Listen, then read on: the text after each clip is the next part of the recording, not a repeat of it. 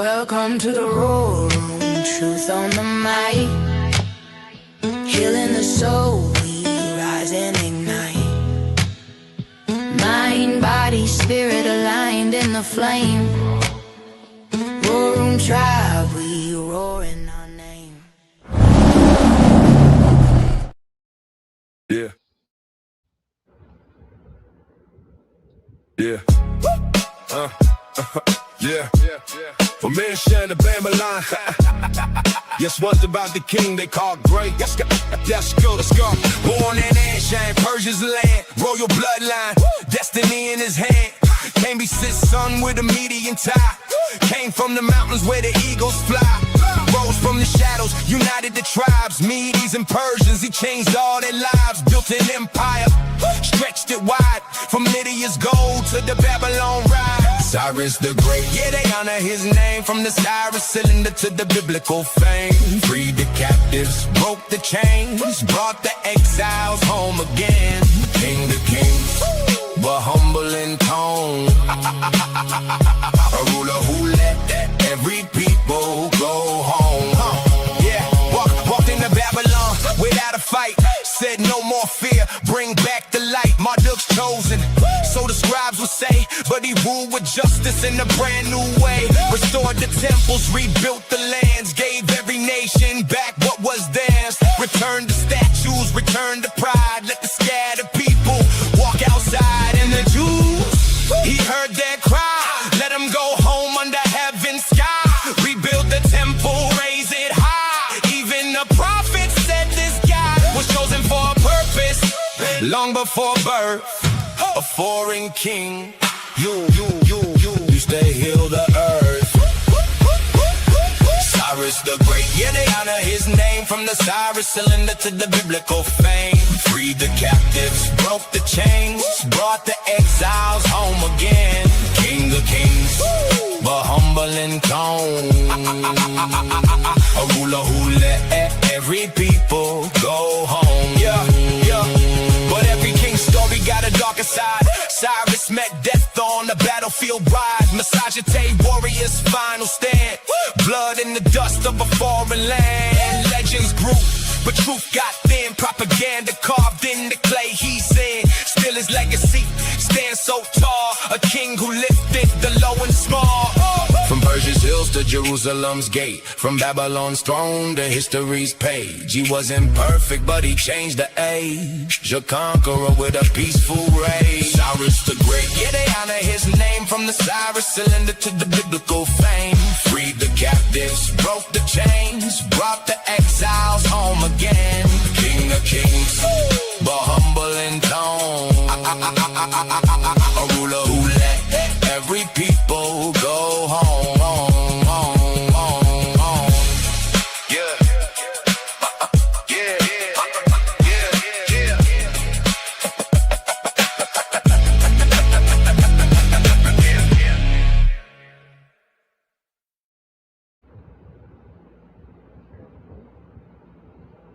Can you hear me? Yep. Pop. Holy, something was going crazy with my... I couldn't open my mic. Yeah, you're good. Couldn't open the mic. Got it. Yeah, sometimes it's stuff backs up. Welcome to the War Room. It is 5/4/2026. Glad to have you with us tonight.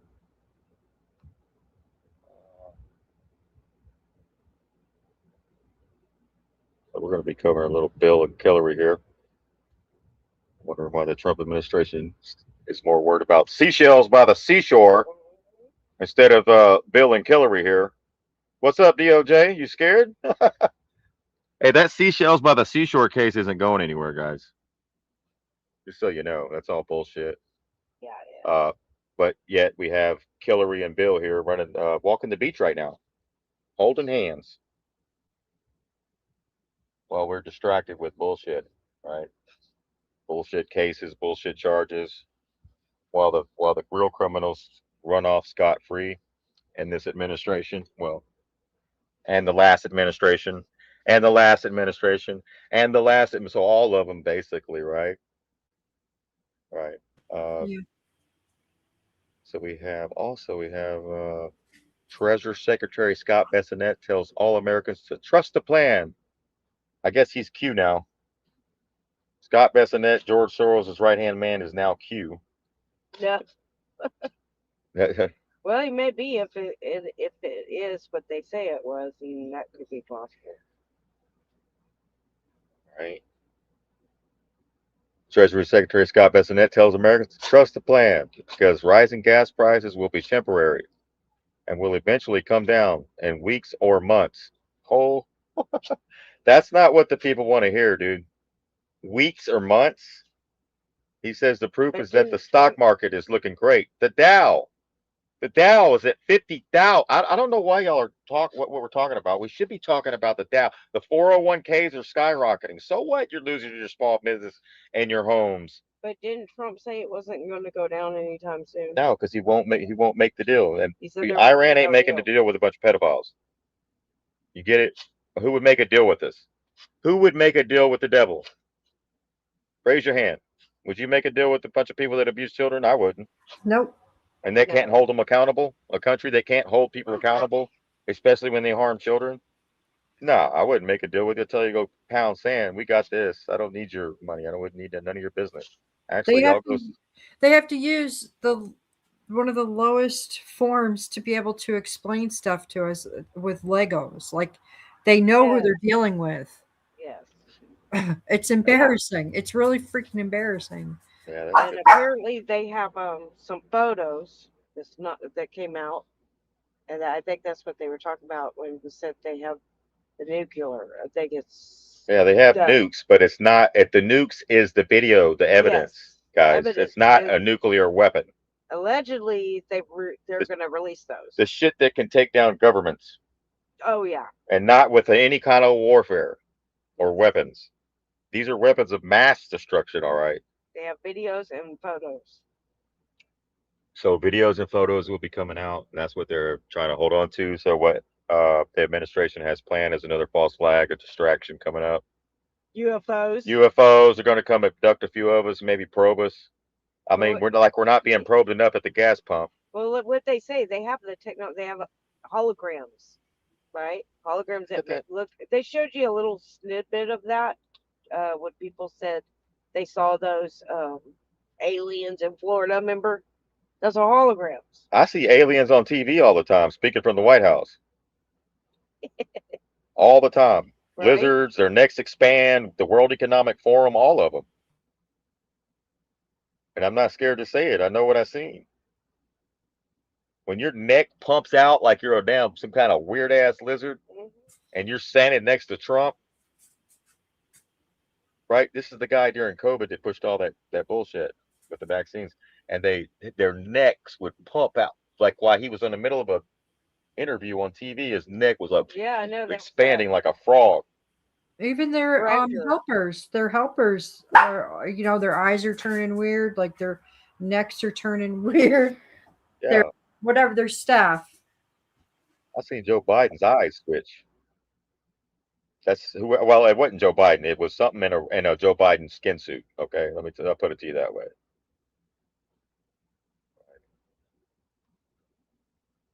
I know that's a little controversial what I'm talking about, but those are facts, and I'm not going to sit here and Yeah, bullshit you.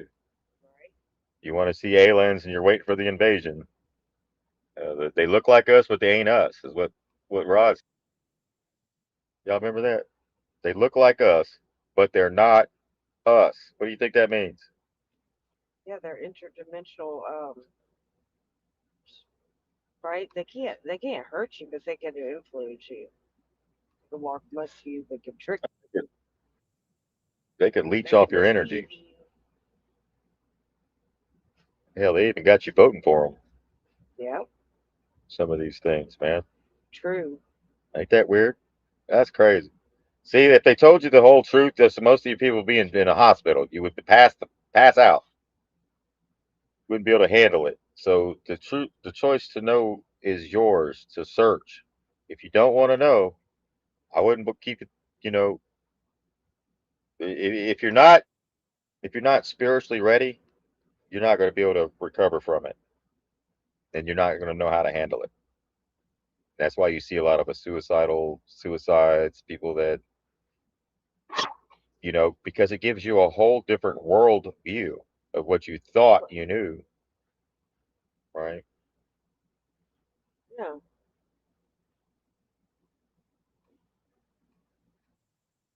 And it's kind of scary. But hey, But there's nothing to be like scared of. like people think Satan is some imaginary Santa Claus thing, like it's just something you go to at later when you die. But Right. no, that's here.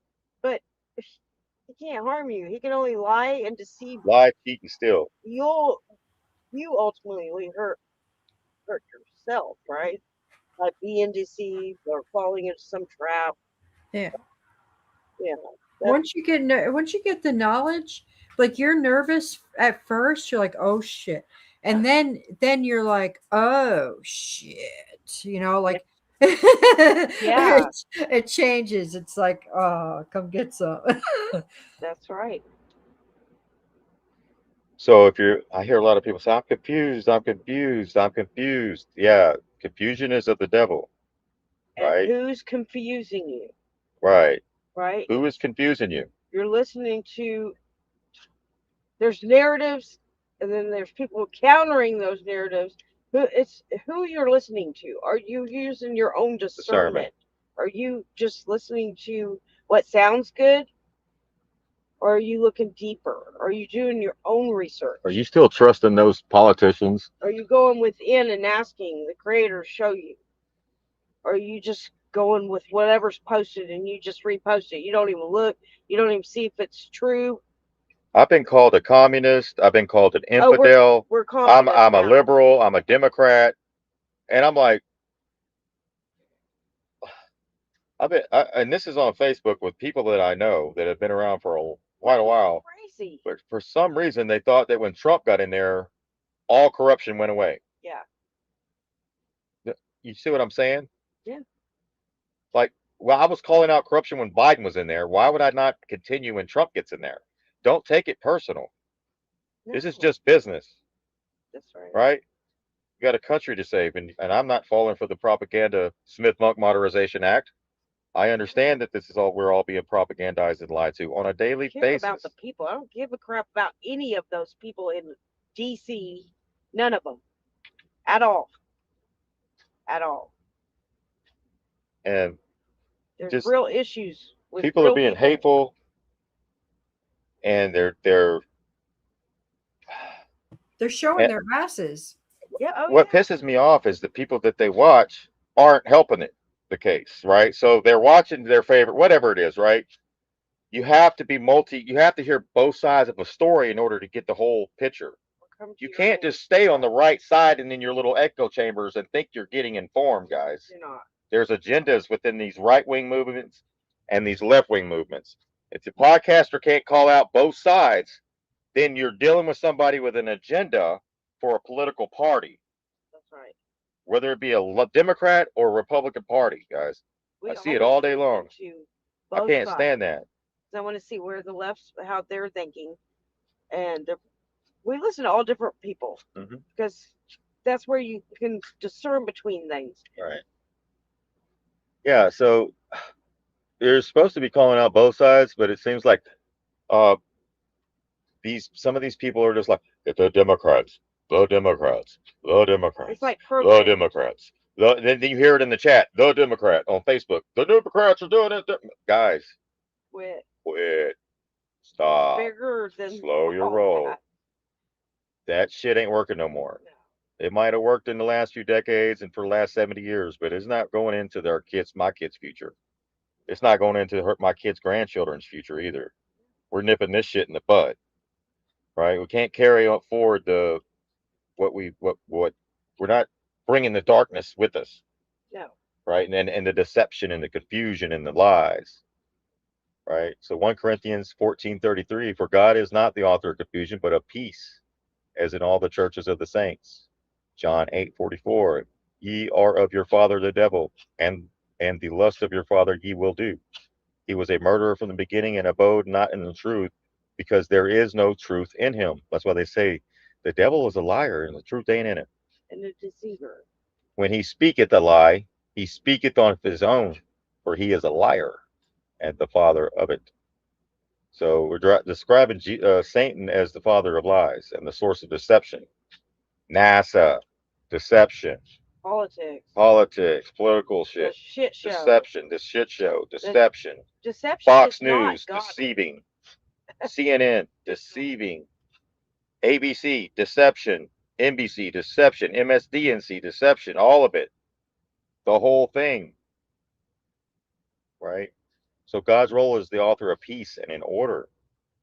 Satan's role is the father of lies and confusion. So you need, if you're confused and you're being lied to, you're confused because you're believing, trusting the lies. Right?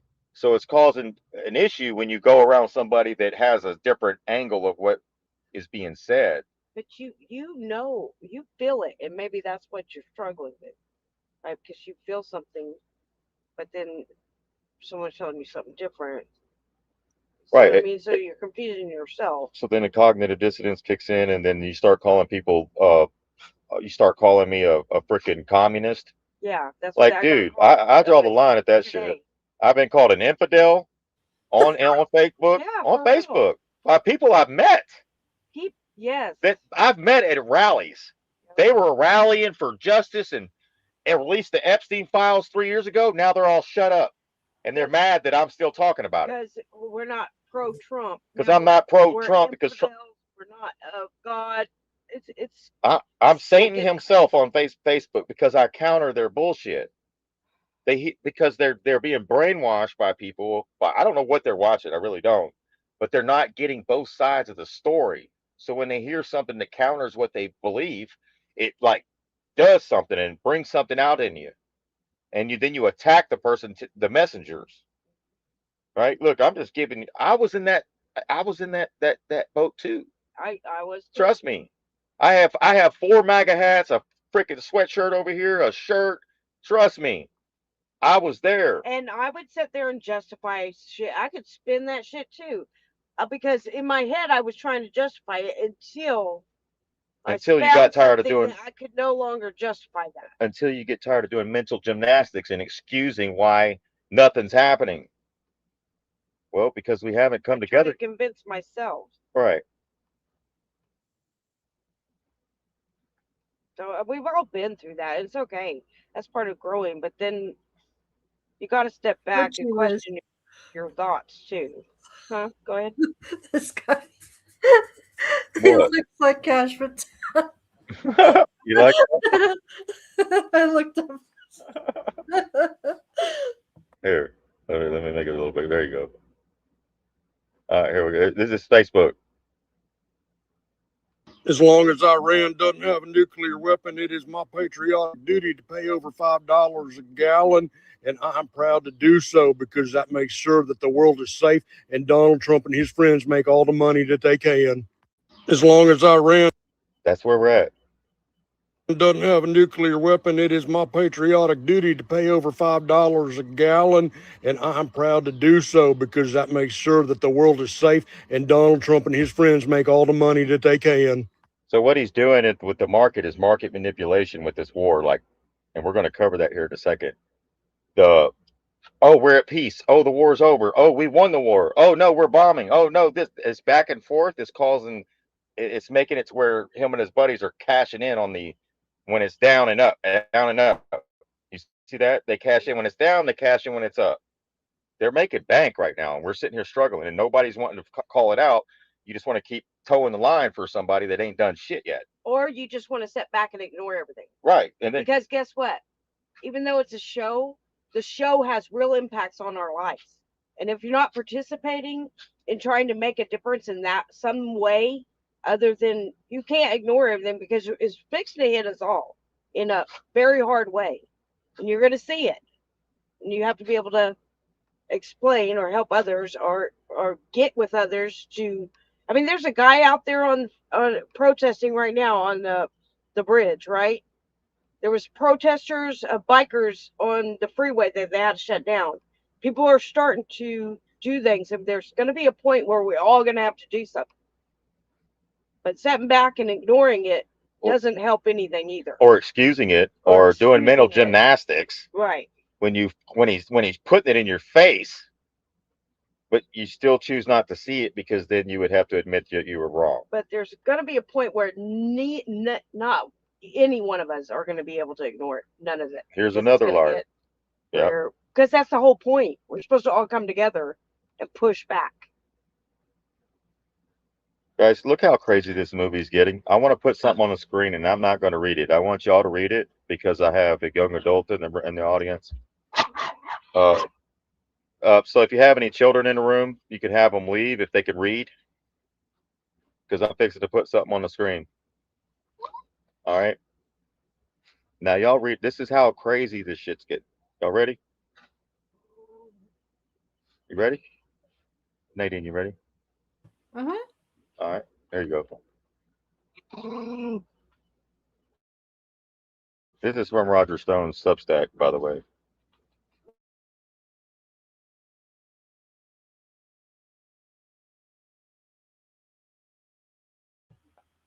That's a guy, dude. Corey. Lewandowski. And what, Bannon's got like something wrong with his mouth now because something happened with him too? That's them Slurpees. I mean, he's got the I'm something on his glad I wrong. wasn't drinking hot tea then. I think it's herpes. That's what Epstein had that on his mouth too. Those Yeah, photos. because they're doing. These people are doing some. Can you imagine? Look at how many people they have interrelations with. They go to those parties and it's. I mean, I've listened to the recordings and stuff, and it's like, oh, it's just disgusting. It's yeah. They just I can't even. What? Get off your knees, Ted.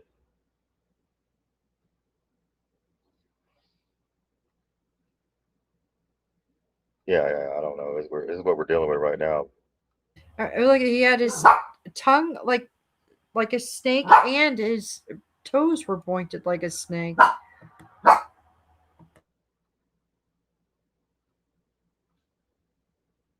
I'm glad we're taking care of every part of the world except for this part.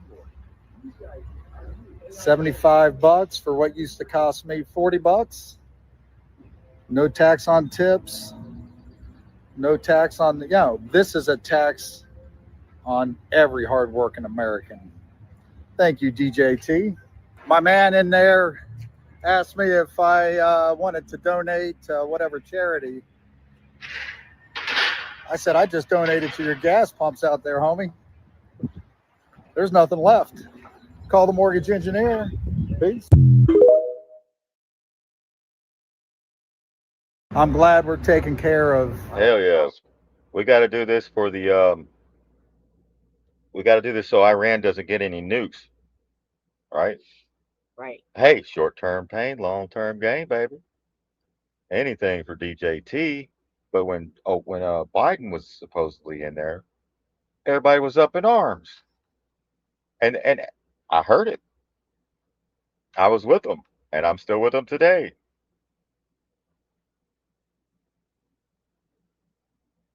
All right. So, like I said,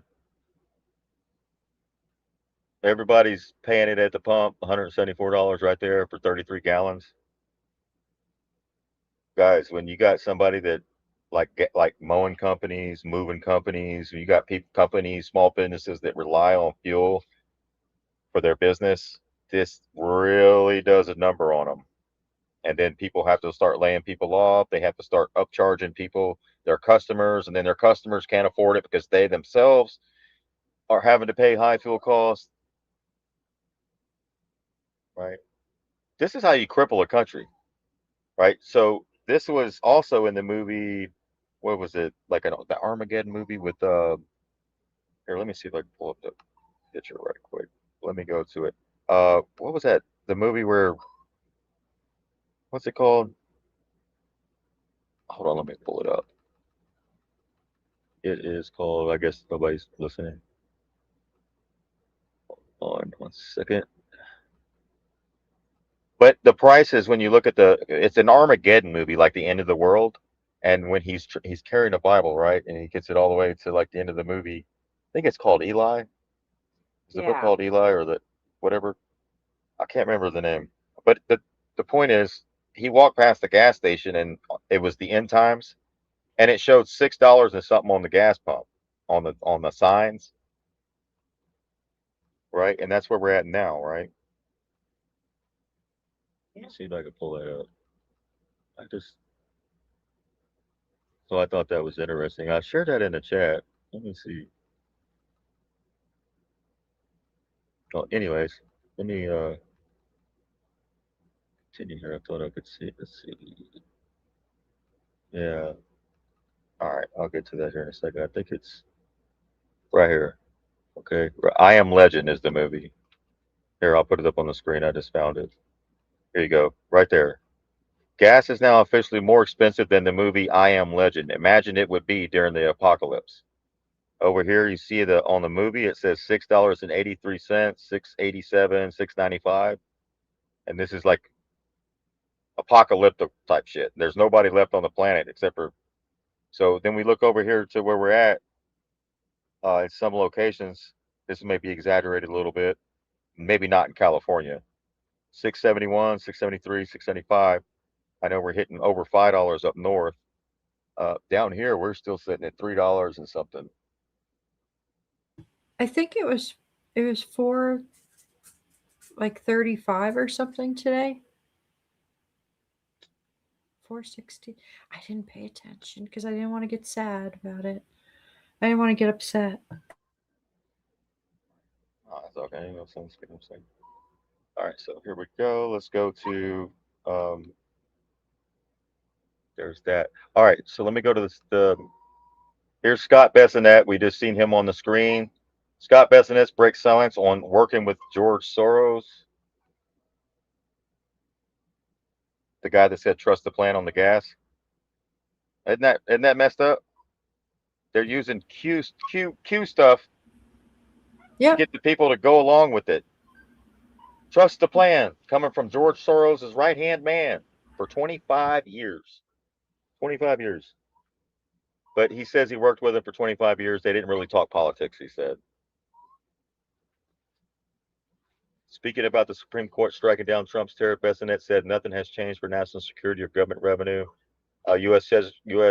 Treasury Secretary Scott Bessonette has said he worked for investor George Soros, was conformed to the investment side of his organization. It did not involve its philanthropic activities. In an interview with, so you didn't know you didn't know nothing about his situation with him and Hillary Clinton in Haiti, Scott Bessonette. George Soros was confined to the investment side of his organization. Didn't involve his philanthropic activities. In an interview with Fox News, Will Kane, Bessonette was asked, "You worked for a long time for George Soros. What do we misunderstand about George Soros?" I don't think you misunderstand anything about George Soros there, Mr. Kane on Fox News. Bessonette replied, "My job for him was working at the investment side, never on the foundation side. Those were kept very separate." He added that he and his Soros rarely talk about politics and said they had not spoken since just after Trump was elected in 2016. So that was about the last time that he talked to him. So Trump was asked, he was told, "Hey man, this is George Soros' right hand man. Are you still sure you want to bring him on?" Trump said, "Yeah."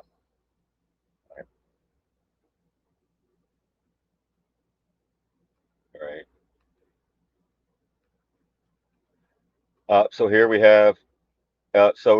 Here we have from Politico: Hillary Clinton defies subpoena, skips deposition and inquiry at Epstein inquiry.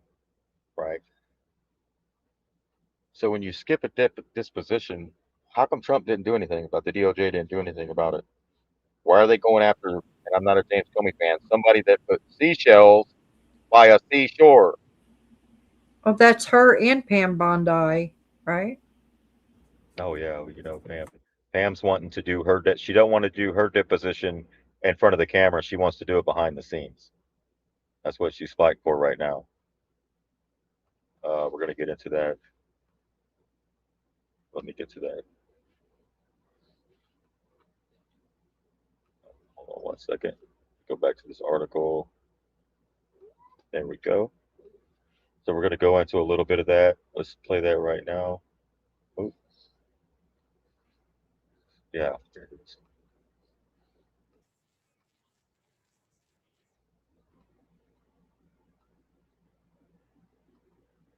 All right.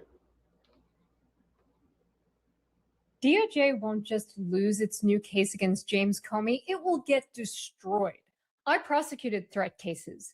DOJ can't prove that Comey thought 8647 in seashells on a beach was a death threat. When you need to explain what the threat means, you've already lost. And when you need to prove that an old white guy understood slang, you're doomed. Let's hope Comey never used a fire emoji, or this DOJ will charge him with arson next. DOJ doesn't even define 86 in its indictment. Trump said 86 is a mob term for kill him. It's not. I've prosecuted mob cases. 86 isn't a thing. Even Merriam-Webster dictionary says 86 doesn't mean to kill, it means to get rid of. DOJ also can't prove Comey. Guys, they call it a. You know how many bodies that Hillary Clinton has? And we're dealing with seashells by, like, there's real crimes that you could be going after. I think Trump's ego is the issue. I think because the fact that it was James Comey's daughter that brought Epstein down, not Trump's administration. I think people get confused with that. That's the only reason that he even hit that jail cell. A lot of y'all don't know that, right? So now you see it, it looks like they're going after the people that are trying to take down the sex trafficking rings, right? Which exposes all of them. And they got a lot to lose. Intended to endanger Trump's life? I mean, we got Fauci Ouchie still walking the beach with his wife, living in happily ever after, right? Doesn't he have bodies for decades that you could prosecute? We could be doing some real major shit right now, but we're messing with seashells by a seashore. It's comical. It's just the craziest shit I ever seen. It's the dumbest case I ever seen the DOJ bring forward. It's the dumbest shit. We're sitting here waiting for real justice to be served, and you're playing with seashells by a seashore. Prove Comey intended to endanger Trump's life? We're supposed to believe that at 65 years old, on a family beach vacation, Comey just decided to torch decades of public service as a U.S. attorney and FBI director to threaten the president's life with seashells. Here's Comey's Instagram post caption. Cool shell formation on my beach walk. Yeah, super menacing. Even Trump knows it's lame. When Caitlin Collins asked if he thought his life was in danger, Trump's first words were, probably, I don't know. When you can't convince Trump beyond a reasonable doubt, you're not convincing a jury. And let's be real. If Comey posed a serious threat, DOJ wouldn't have waited a year to charge him. Comey thought the seashells were a political message to remove Trump from office. That's protected speech, not a crime. He took down the post the same day, denied knowing 86 was associated with violence, and said he opposes violence. Where's DOJ's evidence proving otherwise? It's not in the indictment, wasn't offered at the press conference. Acting Attorney General Todd Blanche said, we're not going to talk about the evidence we have. Why not? Prosecutors in high-profile cases don't hide their evidence. They inform the public about it, especially when the charge is threatening to kill the president. Blanche is so desperate to be attorney general that he's acting like a thirsty real housewife, creating drama to stay relevant. His storyline? Going after Comey to impress Trump. Maybe he'll prove he's shameless enough to get the job. But make no mistake, when you come for a former FBI director with nothing but seashells, you're not a prosecutor. You're a puppet. And a punchline. Trump's blatant political vendetta won't just backfire in DOJ's case against Jim Comey. It'll also backfire in its case against Maureen Comey. It will strengthen Maureen's case that she was fired for political reasons. The North Carolina prosecutors, they're the real losers here. They're the ones who are going to be embarrassed in court trying to defend this turd of a case. Blanche got what he wanted. The case got charged and he showed Trump that he can deliver vengeance against Trump's enemies. Now Blanche is going to hang those prosecutors out to dry and distance himself from this train wreck that is certainly to come. But let's be clear about who really loses here. We do, the American public. Blanche says it's a crime to post a photo of seashells, but it's not a crime to party with Jeffrey Epstein. While DOJ is busy chasing seashells and sandwich throwers, real criminals walk free, pardoned for the right price. The Epstein class is protected. Victims are ignored. Whistleblowers are smeared. Cooperators are burned. Prosecutors and agents who play by the rules are sidelined, while the bad ones who sell their souls are promoted. It is dangerous. When our justice system values loyalty to the powerful over fairness to all, it collapses, and we all lose. Thanks for watching Courtside with Christy Greenberg. If you enjoyed this video, please like it, comment, share it, and subscribe to my channel. Right. So the case, of all the cases that we could be bringing, that's not the case, guys. Did he run on, you vote for me and I'll take down James Comey for leaving seashells on the seashore? No. He said he was going to get to the end all the wars, Ukraine, no more wars in the Middle East, no more regime change. America first. But we got the opposite, didn't we? Right? And now we're looking at 5, 6, and it's going to go higher. Right? And the longer that Trump keeps playing around with the market and playing around with this deal or something that he's supposed to make with Iran, the longer it's going to go on. People are going to have to start making their own bread. The prices of groceries are going to go up. Everything's going to go up. What did Tosh say? He said because he called this out Last year months ago or longer. Yeah, he said you will go to the store and it will cost you $20 for a loaf of bread. He said, mark my words.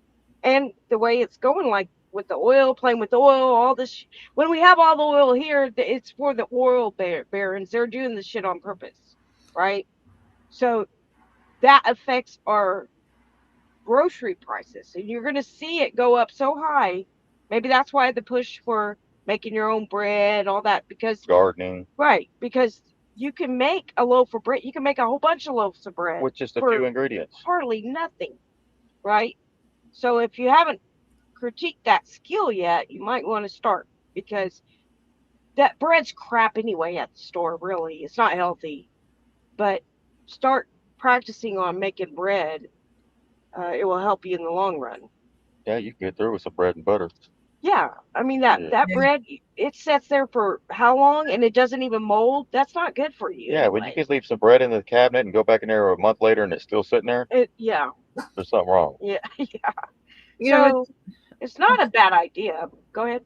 That 86-47 thing could be. I did a lot of looking into King Henry VIII. They weren't allowed to say anything about King Henry or most all of them. I don't know how it is nowadays, but their death, like they couldn't even speak about it because I think it was treason if they did bring it up when he was still alive. So that could be tied into some kind of London law thing that they have going on. I don't know, but it could be. Thank you, Nadine. All right, so here's my boy right here, Special Forces. All right, I like to support veterans. If you got a channel and you're a veteran out there, send it to me. I'm going to subscribe and share your stuff. Yes. Here's one. He was a Trump supporter as well. Woke his ass up. Right. He voted. He wasn't like a sycophant, like a worshiper or anything. Right. But he started waking up and smelling the coffee and all the bullshit. Right. When you make promises to a bunch of grown men and then you backtrack on it, you're going to piss some people off. Right. You're supposed to be taking care of business, but instead you're causing more havoc. Right. The mRNA vaccines are still on the shelves under the Trump administration.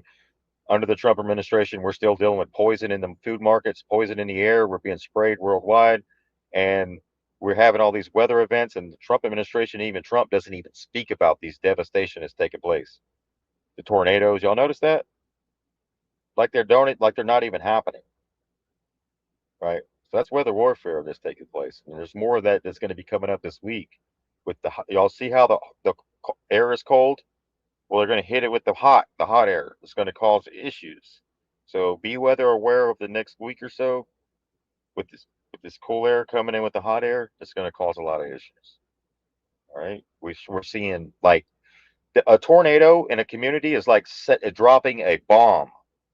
It's the equivalent because it levels houses. They can't drop bombs on us, so they hit us with the weather. You get it? Right? What you think this shit's natural and it's not. To have this many tornadoes, it like is and the size of them, right? Thank God it's not killing too many people, but there's a lot of Americans that are homeless over the last month, right? From all these storms, if they lost their homes. Yeah. And people don't really think about that. Like, what happens after you lose that your whole house is wiped out by a tornado? Look at What do you do? Nashville. They still haven't recovered from that. Right. They're slowly, but that takes. How long has that been? It's been about a year or so now. And that's devastating. Yeah, you don't even understand unless it's happened to you. That's the problem. It will change your whole world, right?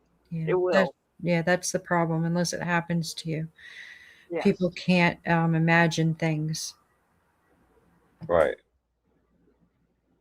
Let me play this clip here. We're going to comment on it. This is Valhalla BFT. It's only a few minutes here. We're going to pause and have a discussion as we move forward in this presentation here. I recommend everybody go subscribe and share out, especially to the veterans out there. Any veterans, go ahead and hit the subscribe button. Valhalla. I said really unbiased. He's not a liberal or a Democrat or a Republican. He's an independent, like independent free thinker versus somebody that's committed to a party. All right, we're gonna play a little bit. Anybody seen this card game post that Trump made? I have all the cards. No, Uno and Trump. Yeah. No. Okay, when you're playing the game of Uno, do you want to have all the cards in your hand? No, you want to get rid of them. Okay. So so he's not a winner, and if he was playing Uno, he'd be sitting there holding a bunch of cards. He wouldn't have won the game. Yes, Donald Trump posted this over the weekend saying, I have all the cards, as he held up a handful of cards in the game Uno. Now, if you're not familiar with the game Uno, the entire point to win is to not have any cards. Donald Trump literally bragging about fucking losing. Man, this guy's good. Right. I don't think they think about what they post. I think they just post stuff. I don't know who his person. I don't think it's him. I think it's somebody else that just maybe doesn't understand the game. Channel, everybody, and unfortunate news coming out of the Iran conflict today as the ceasefire is officially over. Yes, and this is going to be very bizarre to understand because Donald Trump just came out Friday and announced that the United States had halted all military operations in Iran, just to have come today Iran striking targets in the Gulf. The Strait of Hormuz has been completely reshut. Oil prices are skyrocketing today, and it sounds like the United States and Israel will start back up attacks tonight. So yeah, turns out Donald Trump lied again. It's almost like on Friday, if we haven't figured this out over the last 8 to 10 weeks, is that on Friday we have peace, and on Monday we find out there isn't actually any peace. So that's what we're going to talk about today's video. Don't forget to like, comment, subscribe. Helps the channel. Follow us on Patreon. Grab some First America Only merch. Let's jump into it. What happened? So yes, last night, Iran launched ballistic missile and drone strikes on the UAE, targeting their oil industry zone, because that's going to be great for oil prices. All right, it says here, it's the UAE's primary oil export terminal in the Gulf of Oman, the only major UAE port that bypasses the Strait of Hormuz entirely. It handles millions of barrels of oil that the world has been rerouting specifically to avoid the closed strait. Iran just hit the bypass route. So the little bit of oil that was actually still coming out of the Gulf in the one bypass route has now also been shut down due to this conflict, as well as, again, the Strait of Hormuz being completely reshut. And that, of course, is why oil prices are skyrocketing. So enjoy that at the pump, everybody. All right. And we see here more reporting the UAE air defenses and American jets are working to intercept the missiles, but obviously there have been direct impacts. And UAE airports have now been shut down due to what's going on. And now that the ceasefire is obviously over, both countries are preparing for additional follow-on strikes tonight. And reporting says that Iranian government facilities, military headquarters are reportedly being evacuated tonight in anticipation of renewed U.S.-Israeli strikes. And not just from Iran, reporting coming out of the UAE as well, saying Dubai expects American Israel strikes on Iran within the next 24 hours. All right, and then like we said, Iran's media has announced that the IRGC Navy is broadcasting on a radio that the Strait of Hormuz is completely closed and passage is prohibited for everyone. Any ship violating the blockade will be attacked. So it sounds like there was actually an attack on another oil tanker today that tried to bypass through the strait by Iran, as well as, from what we're hearing, Iran may have tried to strike 2 Navy destroyers. Now, CENTCOM has come out and said that this is not true, but CENTCOM said it's not true that the ships were actually struck, not that Iran didn't attempt to strike them. And this would actually be a massive escalation on Iran's part of the war because they've been very, very particular to not actually try to strike U.S. naval ships or heavily populated areas and bases. Because for Iran, this is all about a PR campaign and essentially trying to win the hearts and minds of Americans onto their side. And so if true, again, this would massively escalate the conflict because the United States is definitely going to re-enter the war if our naval destroyers are being attacked. Now, I know this gets very confusing, right? Like, wait a second. I thought the war was over, right? According to Donald Trump Friday, I mean, he even issued an official letter to Congress stating that all military operations were complete in Iran. Again, on Friday, has no way this has anything to do with market manipulation, which we'll look at here in a minute, for his insider trading buddies. Again, Donald Trump just told Congress the Iran war has been terminated as the legal deadline hits. Yes, so it turns out. So legally, after the 60-day mark, Donald Trump actually does have to get congressional approval, although I don't think he cares. I think he'll just break the law anyway, which I think we're going to see that going forward this week. But he is supposed to get congressional approval past the 60-day mark in the conflict. Now, again, it's very hard to keep things straight. What's actually happening here? Because, again, Donald Trump keeps telling us one thing, and it just appears that the truth is something else. And here's another example of that. Because Donald Trump just said that Iran has accepted everything, will take the uranium and bring it to America without paying a single dollar. Iran responded, he's lying as usual, a liar is running the United States, and then recommenced attacks on the Gulf states and the Strait of Hormuz. So it's almost like Iran hadn't accepted all of these peace terms or deals. I mean, I know, whoa, no way. It's almost like Donald Trump is just making things up as he goes. And again, very confusing, again, because even though Donald Trump said Friday that the war was completely over, we'd ceased all military operations, and then also said that Iran has agreed to everything, Donald Trump also just said this: I will soon be reviewing the plan that Iran has just sent us. Okay. But can't imagine that that would be acceptable in the way that they have not yet paid a big enough price for what they've done to humanity. And We're paying the price at the pump. We're paying the price at the grocery store. We're paying the price at the energy bills. We're paying the price with the cost of living. We are. And he's still kicking the can down the road like he can't just come to a deal, I guess because him and his buddies hadn't made enough money yet. So it's almost like when they said there was a war in Iran, it started here. An economic war, guys. This is an economic. Never been an issue with. Actually, they were our ally for a long time until Israel got involved, right? Right. And then they're saying they had nukes and all this, and they've been out there and never found any. There's congressional documents. There's congressional videos where you can go back and watch, and they found none. Right. None. the world over the last 47 years. Thank you for your attention to this matter. President Donald J. Trump. Anyway, the point being here is it's almost like Donald. So the reason why they keep talking about 47 years, like he said earlier, that they have to go back that far to find something that Iran did. Remember with the Marines and stuff like that. We could bring that up Wednesday. We'll go back and see what that conflict was. That's how far back they had to go to find something to be mad at Iran about, so that they can do this. This was Hillary Clinton's plan, right? Hillary Clinton wanted this war. Lady Grant, Lindsey, all the warmongers are seething at the teeth. Trump's family's making a lot of money on these drones. right? Palantir, Bitcoin, right? They made $3 billion on Bitcoin that Trump said was a scam. So he participated in the scam and enriched himself and his family with his sons. And nobody's saying nothing. But you want to say something about Biden and his sons. You can't be one way for one side, but yet when it goes to a Republican part side, you totally overlook it all. That's a hypocrite, right? So that's why they say MAGA's dead, because you don't stand for shit, right? You said you voted for peace, no wars, no regime change, America first, and you got the opposite. And as soon as he went to war and you greenlighted it, that was it. That was it. That was done. The movement's done. Right. It's over, right? So now we have to unite. We're gonna have to. We're gonna have to come together. So, which video?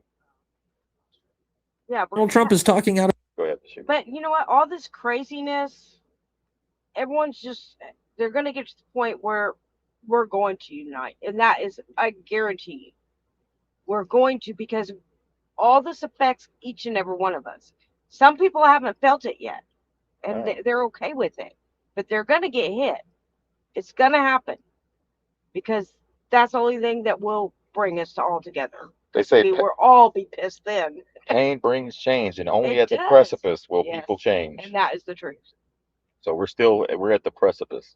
World over the last 47 years. Thank you for your attention to this matter, President Donald J. Trump. Anyway, the point being here is it's almost like Donald Trump is talking out of two sides of his mouth, and he's doing it strictly from a Friday to Monday over the weekend basis to manipulate the stock market. And in classic Trump fashion, don't worry, there's a new deadline and a new threat. And that was Trump saying that, yes, Iran now has only 24 hours, and after that, the world may witness one of the most devastating airstrikes the world has ever seen. And if you'd enjoy some more whiplash, how about this one? Even though, again, all military operations had been halted on Friday, Donald Trump also said over the weekend he's not satisfied with the latest Iranian proposal, and there may never be a deal. So yes, all of us can enjoy $5 to $10 a gallon gas prices in perpetuity now, I guess. Fantastic. I'm sure this is going to go really well in the midterms for Republicans. But at least Donald Trump is laser focused on getting this war figured out, right? Over the weekend, again, even though it's so bizarre to keep up with, what was Donald Trump doing to make sure we somehow come to some type of good peace deal? Well, as it turns out, he had a bunch of 15 and 16-year-old high school girls come to his resort to give him a personal private dance.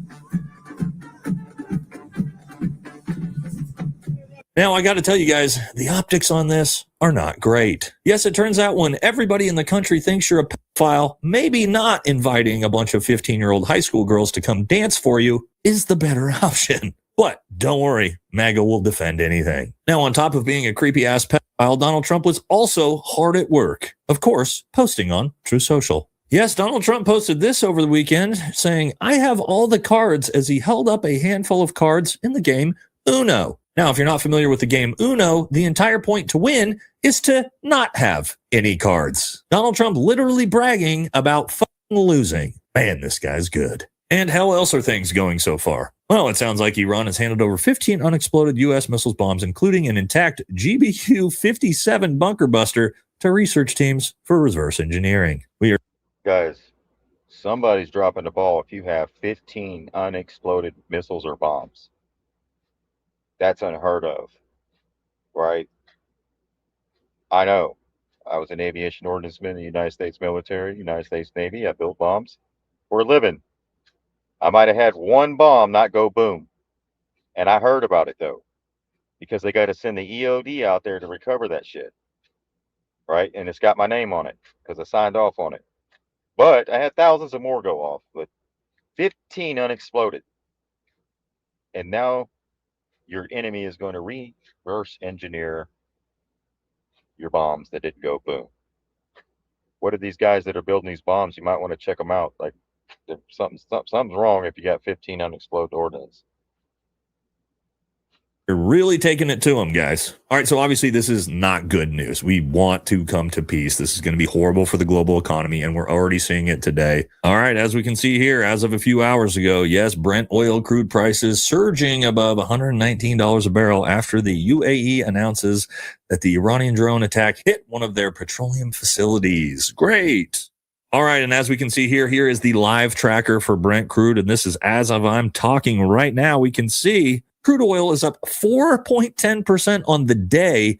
Brent crude up nearly 6% just today. Yes, as oil prices continue to skyrocket, what is that going to do for us? Oh, I don't know. Increase gas prices, increase inflation, increase costs of living across literally everything, as we've all already seen. And now that Iran is starting to target other avenues of oil coming out of the Gulf, and this potentially gets even more scary if they shut down the Strait of Mandab, which the Houthis in Yemen have warned that they will do if the United States doesn't lift the naval blockade in the Strait of Hormuz. That would shut down another 10% of the world's global oil supply. So we could legitimately see $10+ gallon of gas in the near future here in the United States in some places. And yeah, gonna be awesome for this already torched economy. But again, like I said, the good news is at least the Trump administration and Donald Trump are laser focused at figuring this issue out. That flows to American refineries on the Gulf Coast, lowering the price of gas in America. So it's a... Forget that. When are they going to do the statue? Yes, and it... Ha ha ha ha ha ha ha ha. Ha ha ha ha ha ha ha ha. Forget the oil prices. When are you going to make my statue? Like, this dude's ego is next level, right? Is that what you need to be talking about while the Americans are suffering? A statue of yourself being put up at your golf course, a big ass golden calf for everyone to worship, right? Imagine if that was Obama or Biden or whoever, a Democrat, they said, "Oh, forget the oil prices. When are you going to get my statue?" Have y'all seen the statue up yet? I posted it, the one that they put up for everyone to go see. Didn't they have a statue of him and Epstein, right? Yeah, somebody else made that, but this is people. Oh yeah, that was at the Capitol. Yeah, some people have been making those statues. Let me see if I can find it. Let me continue this video and I'll pull up the statue that was just installed at his property of himself. Can you imagine a statue of yourself in your front yard? No. Think about that. No. Think about that. Discussion about trying to figure out this oil crisis. As you see there, Donald Trump's response is, forget that. When are you going to build my statue? And as they all sit there and laugh, Americans don't find this very fucking funny. But this is legitimately what they think. Look what Pete Hegseth had to say about this. Yes, the war with Iran is a gift to the world. Operation Epic Fury has delivered a decisive military results in just weeks. Korea, Vietnam, Iraq, Afghanistan, as the president has pointed out, all took years, decades. Vague missions, shifting sands, little to show for it. Operation Epic Fury has been laser focused from... Man, who wrote that for him to read? See, this is what happens when you get Fox News hosts on at the Pentagon. They're just going to read scripts like they're freaking newscasters. I mean, he can't speak for himself. He's not intelligent enough to carry on a conversation. He's got to look down at a piece of paper and read it to you. Who wrote that for you, Pete? I mean, I know you're a script reader, and that's all you do, but damn. Vague missions, shifting sands, little to show for it. Operation Epic Fury has been laser focused from the very start, as I've said to all of you. Clear mission objectives, and ultimately Iran will not have a nuclear weapon.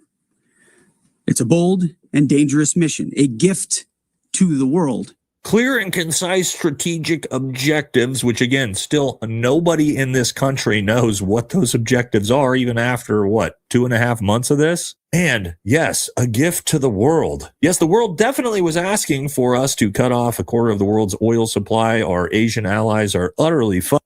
Gas is already up over $10 a gallon in places like Australia and Korea, Japan, Philippines, and a lot of these places are also already issuing oil restrictions and stay-at-home orders. The American people definitely wanted this. This is what we wanted. We wanted $5-6 a gallon of gas. We wanted. That's what we voted for. We voted for more war, nothing get done. Ukraine war was also all this stuff was supposed to be day one stopped, and we got the opposite. And nobody's saying nothing. What's sad is not even the people that are the podcasters that are strictly Trump aren't even telling their audience. They're not even calling none of it. They're not calling none of it out because they're ignoring it. Then they may lose everybody, right?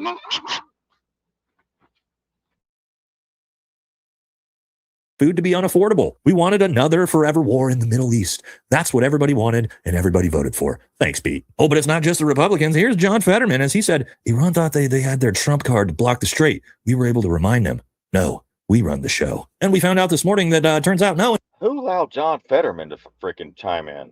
What, is he MAGA now? John Fetterman is MAGA. Isn't that crazy? That John Fetterman is now MAGA? Yeah, that's nuts. That's nuts. Lindsey Graham is now MAGA. Right? No, Mark Levin is now MAGA. That's crazy. All the anti-Trumpers are now MAGA. Yeah, why is that? Well, it sounds kind of strange. Crazy. And what did they say? And they're worried about Thomas Massey. Now, some of the January Sixers, one was convicted of he was caught in a sting, meeting up with underage girls, right? And what was the other guy? I'm going to play that here in a second. I don't know the name. What the heck's going on? This is going to cause people not to be able to return to their normal programming. Like, if they're... And you know what? What? That's supposed to be. That's exactly what it needs to be. Because it's like lies, deceptions. You don't know who to trust. Yeah. Right? We're not saying we have all the answers. We're going through it just like all of us. We're trying to make sense of it. But we see the writing on the wall most of the time, not always, but it's just, it helps being able to talk about it. But yeah, it's like some of them were hiding stuff. Most of them, and that's why I said a long time ago, if you're called by name by Trump or you get photos with Trump, it's not a good sign, right? It's not, because everyone that he's called up or everyone that takes photo with him comes in the news later. Yeah, being involved in something. Yeah, human trafficking, pedophilia. Yes, he's taken more pictures of pedophiles than I've ever met in my life. Yeah, or ever crossed. How do you have that many friends that are got issues, sexual, whatever you want to call them, issues, where you like underage girls, man? Like, you got that many people you hanging around? Like, even we didn't do. You went to the parties, guy. If I went to a party and I knew Jeffrey Epstein was like younger girls, I'd bounce the hell out of there. Why y'all invite me to a party with a? Even if you weren't just being associated, that would make a bad name. It wouldn't look good on you. Why would you even hang around someone like that? Unless, they say if you run with dogs, you get fleas. Yeah. Or a bird of a feather flock together. Just like what's his name that said he went to the P. Diddy parties, that they would know to leave but before 3 because it got wild after that. But the fact that they knew what level it went after 3 o'clock, they were complicit in it, just knowing it and not doing nothing about it. That's right. So there's the statue that he wanted. Screw the gas prices. When's my statue going up? Oh, gosh. And this is the fight when the stage. Is that what it is? With his fist up, or is he Black Power? It's What is that? Is that Black Power? Black Power. White Power. I don't know. Fight. 666. That's what the FFF is. 666. Yeah. So now think about this. They talk a lot of shit about Thomas Massey because he voted with the Democrats for the Epstein files, but he votes Republican 90% of the rest of the time. But they don't say nothing about Fetterman. Trump's okay with Fetterman on his team now. He'll take Fetterman, but he'll talk shit about Massey. Something's not right. Right. So anybody that's trying to bring justice for these victims of these sex crimes is Trump's enemy. Why is that? I got a problem with that. You ran on accountability for the Epstein files, and then when you get in there, Trump is the one covering the shit up. It's not anybody else. He's the one that can make the call on what gets released or what not. Look at what happened when he was at the press event, right? Right. He requested that they release all the footage from that event. Why don't he do that with Epstein? Right. Yeah. Go ahead, DOJ, FBI. Go ahead and release everything. I know y'all are still investigating it, but just put it out there. Why don't you do that about the Epstein, Trump? What's up? Yeah, he You know what? knows everybody, so he could just tell. I mean, he's the kind of guy that would just tell anyway. Because he's protecting his daughter and his Son-in-law. son-in-law Yep. because they're invested with the Epstein class in Gaza, and they're connected to that group, right? So if he does that, like he said, if I release this, then I'll destroy all my friends at Mar-a-Lago.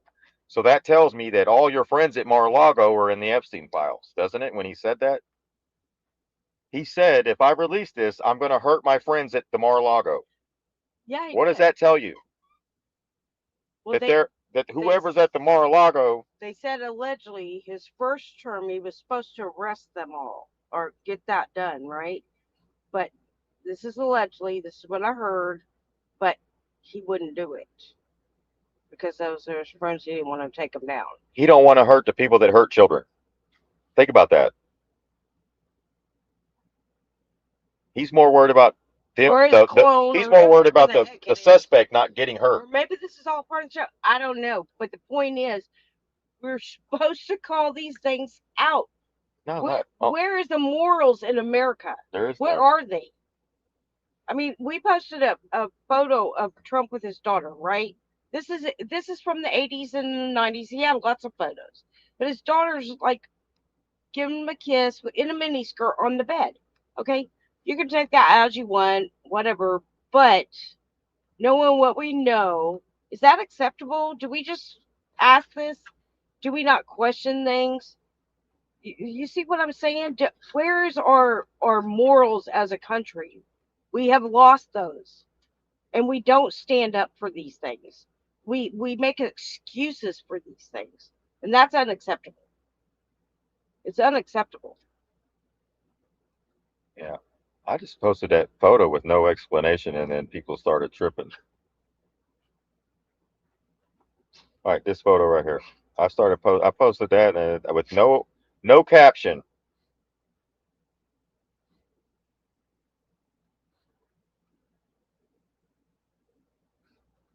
We run the show, and we found out this morning. Yeah, Fetterman runs the show. They're not running the show, guys. They're not running the show. Especially when Fetterman's telling you they're running the show. Yeah, they're not running the show. Said it's a big fake show. Yes, it is. But you know what? The show has been going on since 1924. Okay, that's how long the show has been. So the point is it's a show, but it's not really a show. So when people are invested in it, it's no longer a show. Right. Show, it becomes reality. Right. And these things really are affecting all of us. And there's really people getting trafficked, and there's really people on drugs, and there's really people that are homeless, and there's really people getting their house taken away right now. Their cars, their homes repoed. People are on the streets and losing all sorts of stuff. That's not okay. The show has real effects on our lives. Yeah, as long as we got that golden statue. And people are acting like, oh, it's no big. And that's the whole problem with this. It's just to show what they taught us is so that nobody would stand up and do shit. Yep. And it's working. Yep. Yep. And that's why we're going to feel more and more and feel more it. I told you about boot camp. Nobody's graduating boot camp until you come together. That's right. You ain't getting the ball cap. You're not graduating. You're not getting nothing. You're not getting shit. Or standing up for their rights. They're getting thrown in jail. They're arresting people at the city council meetings for standing up against the data centers. The vets went to City Hall.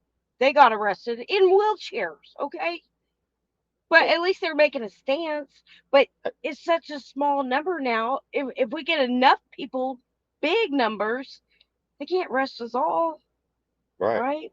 And then major shit starts happening. But that's when things move because they can only exist in power if we give it to them. And we have a small stronghold still giving it to them. And Trump's the beekeeper because everyone's in a hive mind. Echo chamber. Echo chambers. Right? He's got control of the colony. But that's the point. We're all in the echo chambers, you all think alike, right? Yeah. You're on the same. You got to have people that say, no, I think this. That's what makes a good debate. That's what brings truth out. That's why, like I said, we listen to everybody, left, right, independent, even LGBTQ. You don't think they have a voice, right? You don't think that they have some issue that maybe that they have a voice to? Maybe something happened to them why they're like that, right? Maybe it was vaccines. Maybe it was trauma. Everyone has a story that causes them to be the way they are. And our society is screwed up. So why are you going to hate on LGBTQs or these transgenders that may have been transgendered at birth by their parents with no say so in?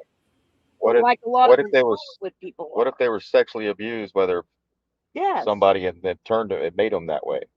That's what and you're sitting there judging them after all the shit they've been through. They're not just disgusting people that they choose to be that way.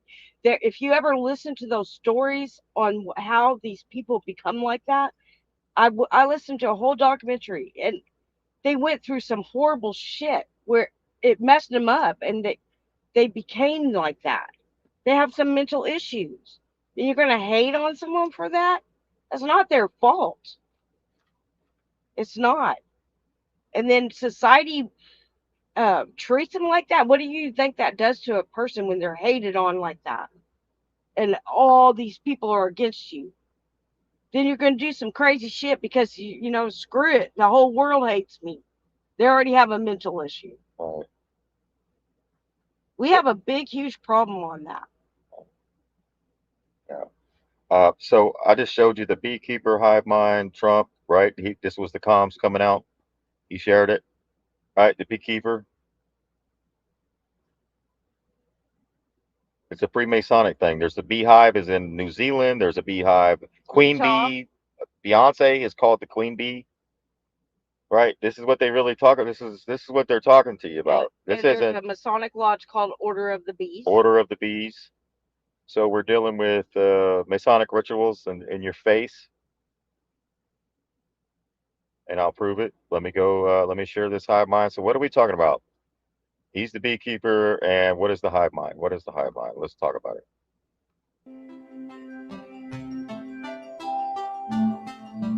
The hive mind is a couple different things.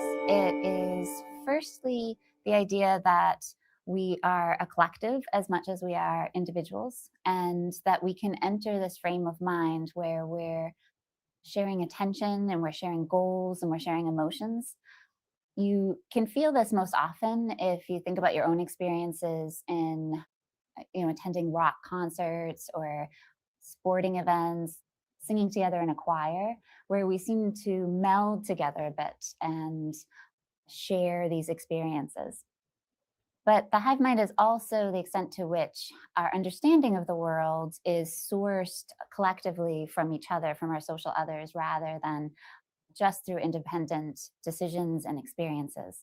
And so much of what we think is acceptable, what we think is fashionable, and even what we think is true is sourced from other people and not ourselves. We're tremendously influenced by the people that we admire and the people that we feel close to.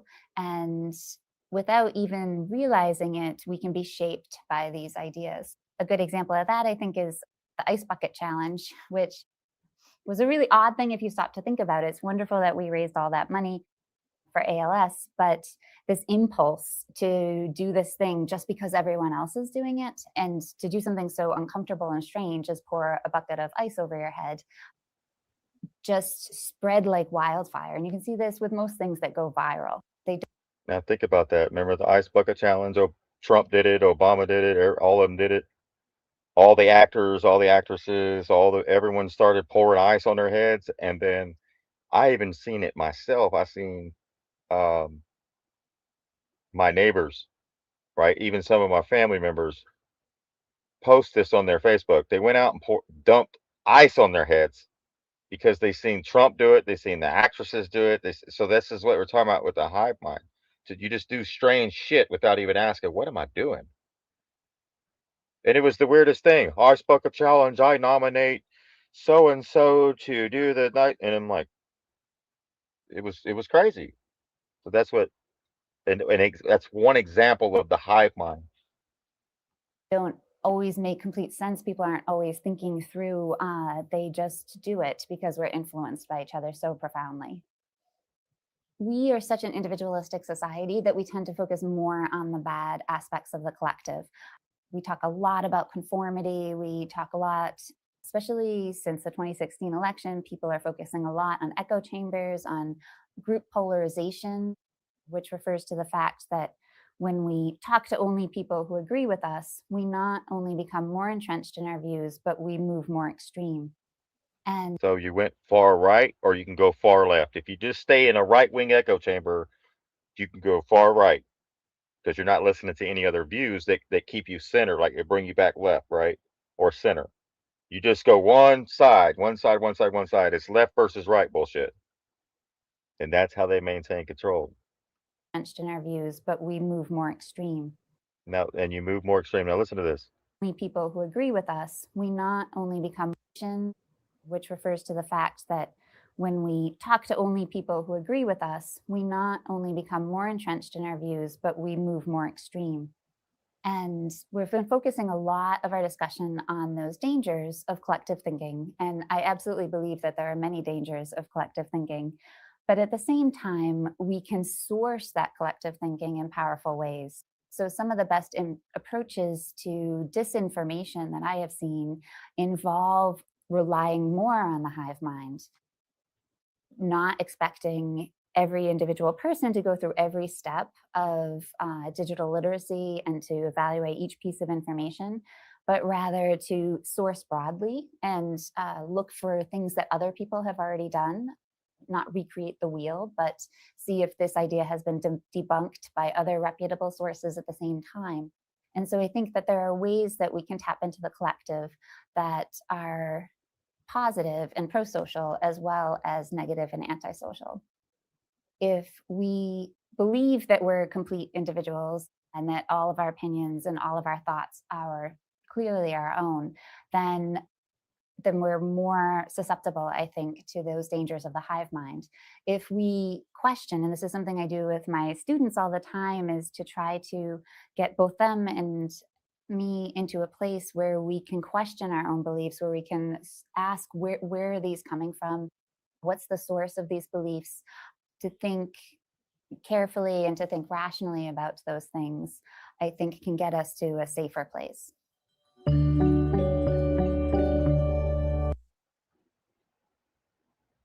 So that is from the channel is Big Think. Let's go back here. Right. So this is the bucket challenge thing that everybody was doing. I'm sure everybody remembers, right? Hive mind.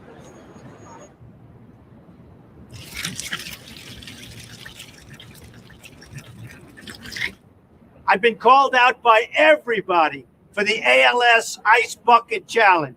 Homer Simpson, Mike Tyson, Vince McMahon, like everybody's going crazy over this thing. I guess they want to see whether or not it's my real hair, which it is. So here's what I'm going to do. Miss Universe and Miss USA, I own it. They're here. They're going to really do a number on me. I'm challenging President Obama, my son Donald, my son Eric. Let's go, ladies.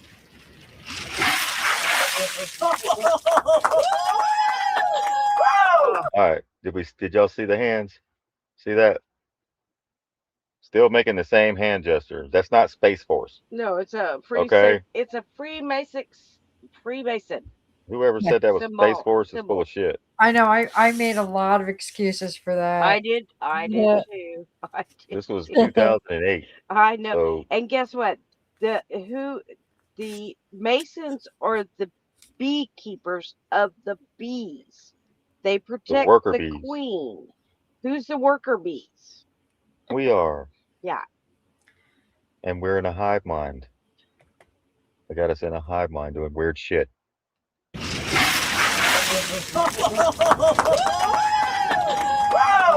Woo! What a mess. Oh. Right? Did y'all hear who History may remember. So did we hear who he nominated? He nominated Obama. I thought he didn't like Obama too much. He nominated Obama and his son. Yeah.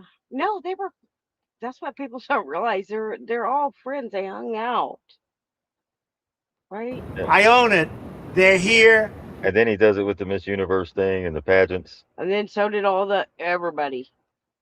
I'm challenging President Obama, my son Donald, my son Eric. Okay. Why would he do Obama and his sons? That was when I heard that I was like, what? Why would you do that? Why would you nominate Obama? I just thought you didn't like him too much and he didn't have a birth certificate The and stuff like that. Freemasons are the script keepers, right? They're the ones that It's Masonic theater we're they watching. create the matrix, right? If you look at especially the Scottish Rite Freemason, look at their hats. There's a white hat, there's a black hat, and there's a purple hat, right? So who are they talking about when they say the white hats? It's the white pillar, the black pillar, right? They take turns ruling, shaping reality. Just that's what it is. There's your hive mind. See it with the little red hat on? See that? They don't even know what they're holding up. Right? The beehive, the hive mind. Right? What is So 66. So Obama and Hillary or Clinton is still alive. You know what? I don't know. They could be. They couldn't be not. They also are known to take out each other. they still haven't brought nobody to justice, so yeah. Have you We seen have him? no proof. Have you seen him anybody being arrested yet? We have no proof Have you seen anything? either way, right? We know Hillary don't look like Hillary, Right. and Obama looks different every time. Right. So Well, so does Trump. they could be gone. We have no proof either way, or they could have been AI the whole time. Who knows? Right. Or some kind of damn whatever. Yeah. Anyways, let's continue. Here it is between the pillars. You see the Freemasonic floor when Trump met the lady from Japan. See that? That's your Freemasonic stuff that they did right in front of your face. But you're not initiated, so you don't know what they're doing. You get it? But to the initiated ones, they know exactly what this is. Right?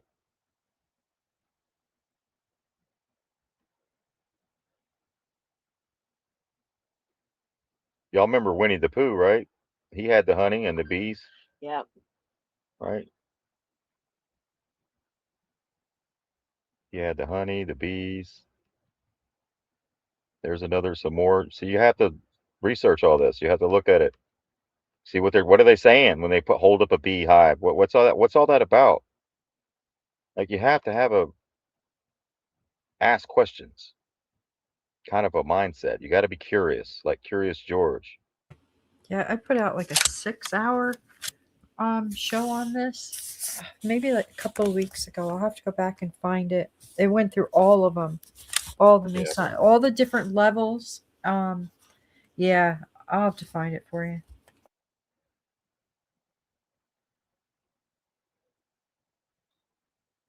Right.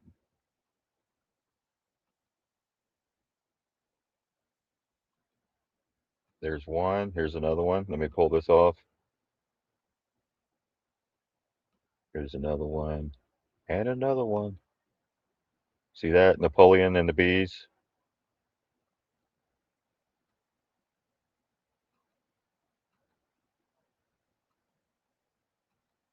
Got that? You can go look that up. Here is your Masonic order. Pull this off. Here's another one right here.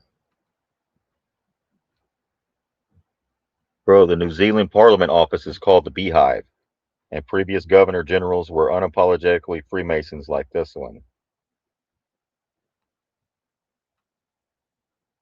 Have y'all seen the Beehive in New Zealand?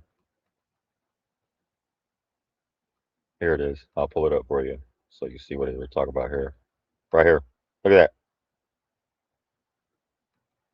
Oh, and then they have the bee wearables too, right? Yeah, I got that. Yeah. Yep. And this goes with your Neuralink, everything, guys. And the wearables, just like Sabrina Wallace was talking about. Just like saying, yep. Here you go. There's your bee wearables for the Beehive mind.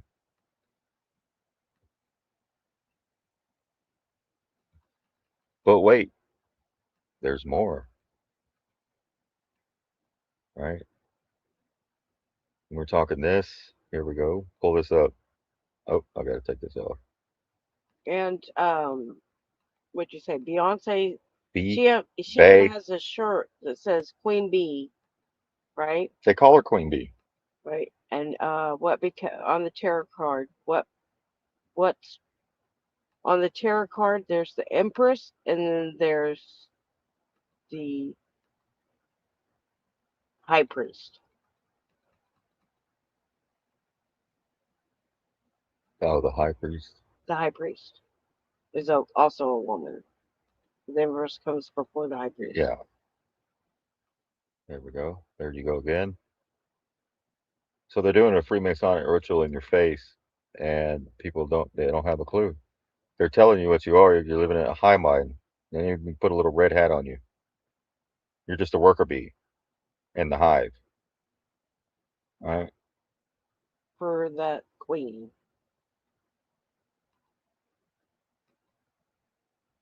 So the trick is play that one from the Morpheus. Talks about the hive mind. Yeah. Which yes, and the hive mind takes us to the Matrix. Right. That's what you got to break out of. Let me play this clip right here. I'm going to show some more pictures here to show y'all. We got time. Hold on. All right.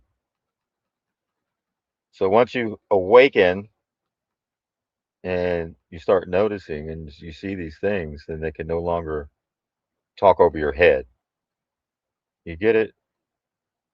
They no longer talk over your head. Look, here's another one. Look at that. Beehives. Who's that singer, Nadine? That's Lady Gaga. Lady Gaga. There you go. There's Lady Gaga. The blood drinker. Yeah. The vampire. There's another one. Yeah. Yeah, I don't know if I watched a show today on this, if you guys put one in, or if I just went through the different pictures, because I saw all this. It was really good information. Yeah, I posted it. There's another one. Ariana Grande reveals a tattoo behind her ear, a bee and a moon. Right. Why would she just get a little bee? I mean, I'm sure it's just a coincidence, right? Maybe. None of these people are random, coincidence, any of that. They're all placed perfectly into their roles. There is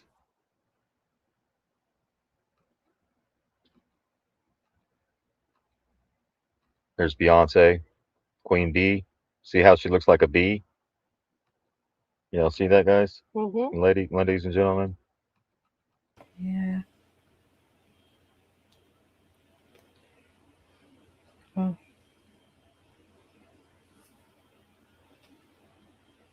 All right, here she is right here. Let me pull it up. There's Queen Bee. Then we got her right here. Right there with the bee's hat on. A bee's in the trap. Bees in the trap. Yeah. A bee's in the trap. What do you think Bees. she's saying? She's Remember Scott Bessonette and Nicki Minaj was singing "Bees in the Trap"? Yeah. Who's the bees? Yeah, who's the bees? Right. If the Freemasons are the beekeepers that protect the queen, we're the bees. Yeah, people think that these people love them, and they're really just pulling you around by your nose. Yes. Talking over your head, talking right above, like right through you. I mean, they're communicating with each other, and you guys are people are just don't have a clue. Here's another one. Order of the bees. There you go. Order of the bees. You see it? There's that one. And there's the sheriff's star there, right in the middle.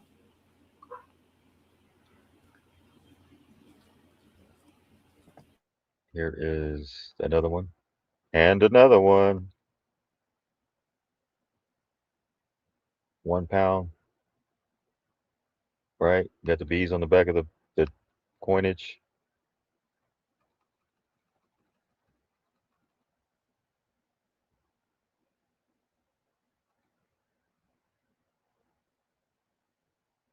All right. And then we see this. Oh, let me pull this off. Remove that. All right, let me get this next. Let me get this next clip up. Let me play this, and then we'll go into the Matrix. Life, y'all bullshitting, bro. Y'all bullshitting. And what I mean by that, my nigga, ain't nobody trying to do nothing. Ain't nobody trying to do nothing for what the fuck the government is doing to us, man. So we just gonna sit here and take this shit. So we just supposed to take everything they doing to us, man. Listen, let me tell y'all something, bro. They went over there and stole all this oil. They went to all this and stole all this oil. But got nerves, they want to sit here and want to raise the gas prices on us. Let me tell y'all something, bro, what they just did, bro. They went over there, stole some shit that wasn't theirs, brought it back over here, and now they trying to triple their money up off of us, man. And we just sitting around here taking this shit, bro. That's the shit that be pissing me off every motherfucking day I wake up, man. I wake up, I see everybody just going on by their life like none of this shit matters, bro. But let me go do something. Y'all gonna lock me up right away, man. Nah, bro, no, man, it don't work like that, bro. It don't work like that, bro. You know how many motherfucking crimes I committed and went to prison for what I did because I did what I did, and this motherfucker is running around with all these felonies. They doing all this shit to us, and we ain't doing nothing. But let me do something. Y'all motherfuckers gonna want me locked up right away, man. No, fuck that, man. Hey, I'm telling y'all right now, bro. We gotta do something, bro. We gotta do something. Ain't no way we should fuck working. Stop working. Stop doing all that. Ain't no way we supposed to be going right down on Washington right now, bro. We supposed to be at they motherfucking door, nigga. But y'all too busy running around here worried about the Joneses, bro. Y'all ain't got no heart. Where's your courage, bro? To the man. To the man. Where's the man, bro? Where's the man at? But y'all could sit around here all day. The police could go around killing innocent people. Civilians could go around killing innocent people. Y'all could do all this. But when we got the real threat in our face, motherfuckers ain't doing nothing, bro. Y'all ain't on shit, bro. I'm ready to fight, nigga. I'm ready to fight. Now, I ain't talking about against no whites, against blacks, no Asians. I'm talking about all of us, nigga. All that fooky ass shit, all that punk shit, goofy shit out the window, nigga. Ain't no, we supposed to be like this right now, boy. Blacks, Mexicans, goddammit, Asians, all of us supposed to be together. Even if now listen, bro. I'm gonna keep this hot, bro. And this is good as it's gonna get right here, man. If motherfuckers don't come together, G, it's over for us, bro. Y'all think a motherfucker just sitting here crazy and shit, bro. It really is. Y'all need to think about that, bro.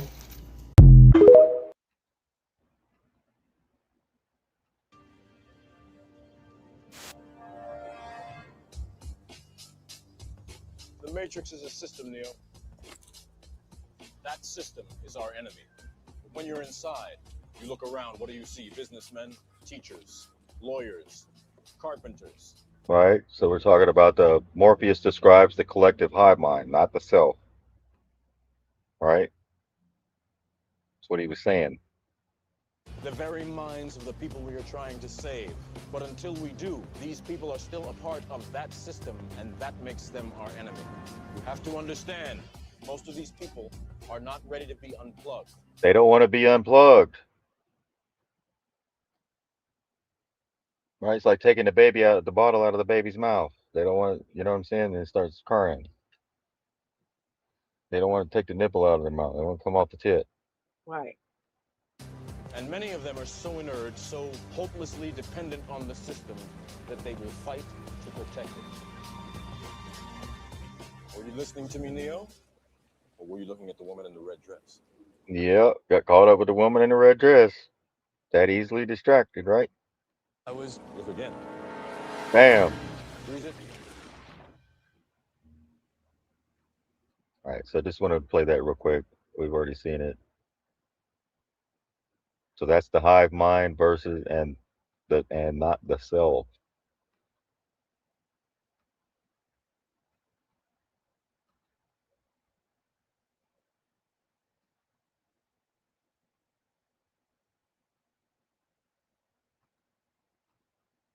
How come what's up?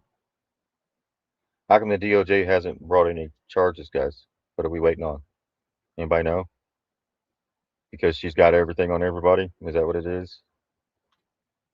Either that or she'll kill him. Like,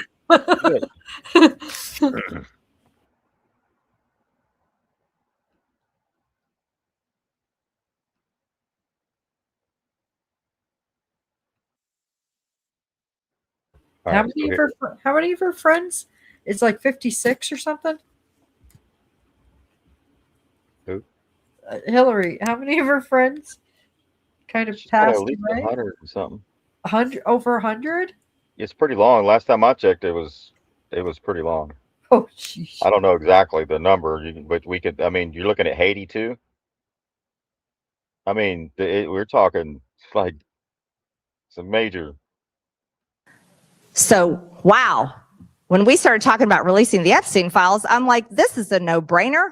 President Trump will just roll them out on a big cart himself. Stacks and stacks and stacks of the Epstein files, because obviously Bill Clinton is all in there and Hillary Clinton.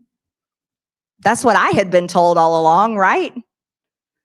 Well, it was the most shocking thing when I sat in a conference meeting and I learned that the president didn't want to release the Epstein files. Well, I was like, what? What? You ran on it. You had people vote for you to have that done. It was a lie. That's why I read the scripture. Who's the author of the confusion and lies? Satan. Yeah, come to find out, he was very much against it. So we kept on trying and kept on talking about it. And then the president told Mike Johnson, no, do not bring that resolution to the floor for a vote. He told the Rules Committee, and Johnson told the Rules Committee, no, you will not mark up any bill in the Rules Committee that will allow the Epstein files to be released. And the resistance built and built and built. He told Pam Bondi, don't release the Epstein files. He told everybody, don't release the Epstein files.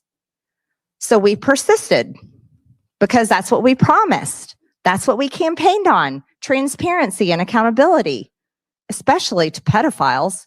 How is that complicated?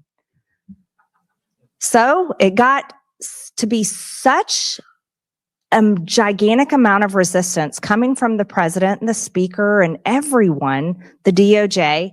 I said, fine, I'll do the unthinkable. I'll go over there and I'll sign my name on a discharge petition that all the Democrats are signing their name on.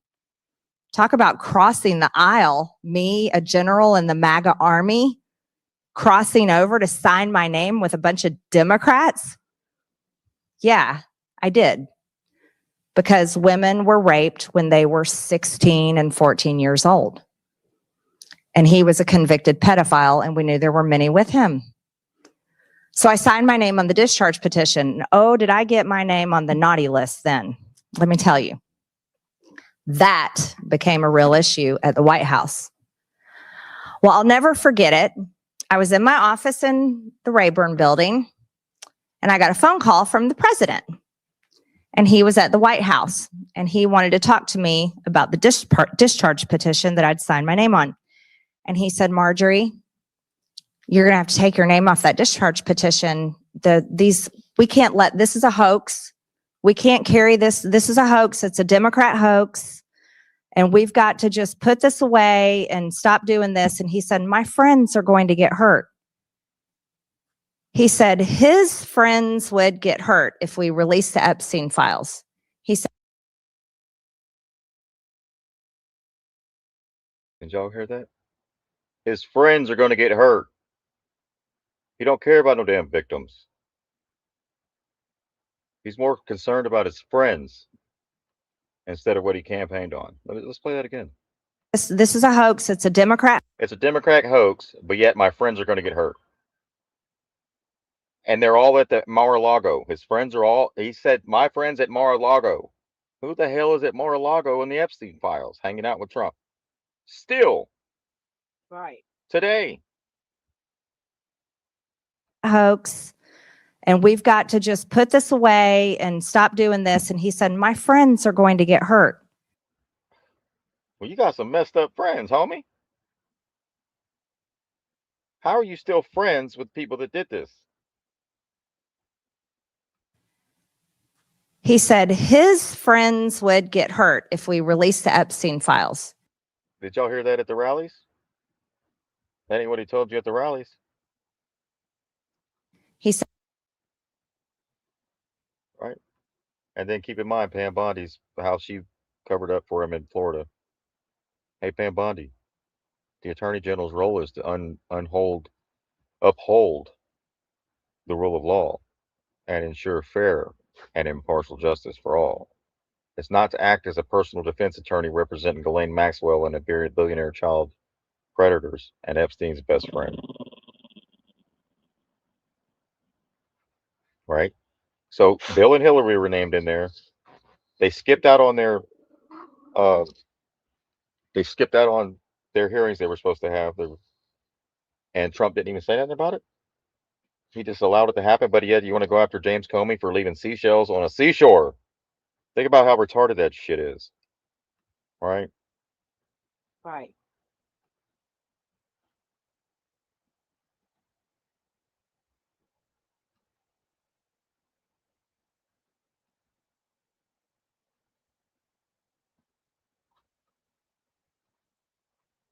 I'm going to play a couple little clips here. Y'all remember the boys on the track? Those two boys on the track, they still haven't gotten justice. Y'all know that? And y'all remember them? Bryant, Arkansas witnessed, the two boys that witnessed something that they weren't supposed to in August of 1987. The next morning, they were found dismembered from being hit by a train. Remember that? No. Okay, well, here's the body count. You can add this to the body count for the Clintons, right? So they were dismembered by a train, beginning a series of investigations and cover-ups that spanned decades to touch every level of government. Right, so these boys apparently got away from whatever they seen. They went to the store, and some law enforcement officers picked them up and brought them back to the scene, and now they're dead. They pay off everybody locally to get these things dropped off. They were dropping off cocaine. Remember Barry Sills? Right here. Remember that? Clinton and the Sills? Oh, yeah. Yeah, that's what I'm talking about. Okay. Yeah. I'll get to that here in a second. Oh, do we now? There's no need to be coy, Governor. No one's...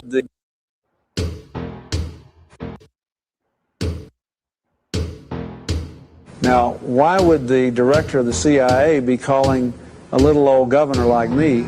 Well, it appears we have a bit of an... Oh, do we now? There's no need to be coy, Governor. No one's listening. Trust me, I'm the one who listens. Your little operation has put me in a hell of a position here. We understand. And for your troubles, your little backwater podunk state and everyone in it has been paid handsomely. But we're going to need you to get your hands dirty like the rest of us.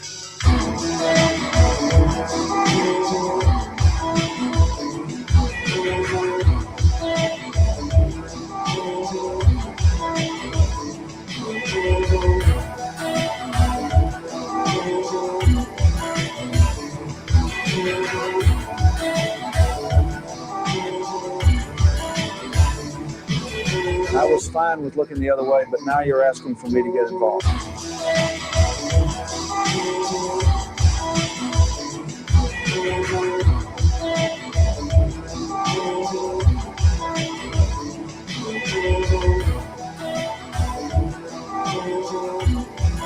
There are more witnesses, people already calling for a new investigation. One of the boys' mother is making a lot of noise. What am I supposed to do here? Bill, if you see this through, keep this quiet. We can help you with your political ambitions in Washington. There's global consequences to this here, and that psychotic sheriff of yours that Dan Harmon is fucking around with forces he doesn't understand. Now, look, I'm next in line for the White House, and you can be right behind me if you can get him under control. Just stall the investigation, keep kicking the can down the road until we can get rid of Barry and close up shop in Mena. You have my word, Bill. And now, that was Bush and Clinton, right? Yeah, I remember seeing that. That was early in my I learning. thought Republicans and Democrats were mortal enemies. Yeah, I did too. Well, apparently, you see right here, George Wallace, Bush, and Clinton all hanging out way before they were president. One must go along to get along. A communist requirement. Governor Wallace hosts future presidents George Bush and Bill Clinton at a barbecue in 1983. This is before Bill Clinton even became, he was still governor, right? Now, guess who endorsed George Wallace in the 60s? Right?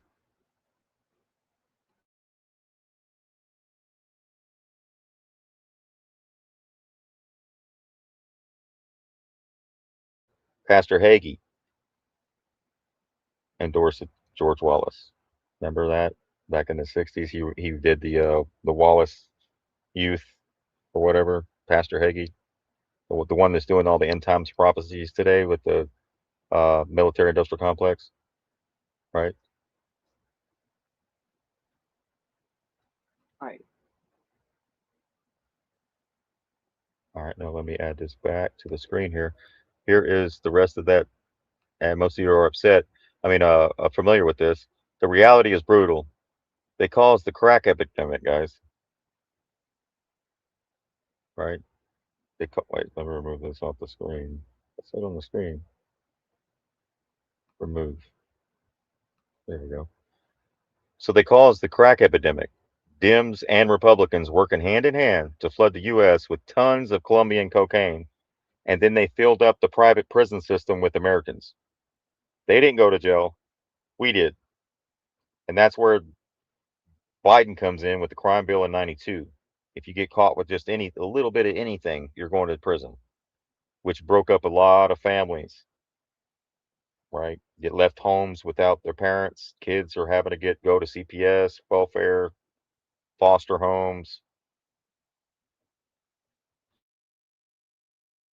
The crack epidemic murdered millions, killed millions, and the CIA brought the cocaine in via the airplanes.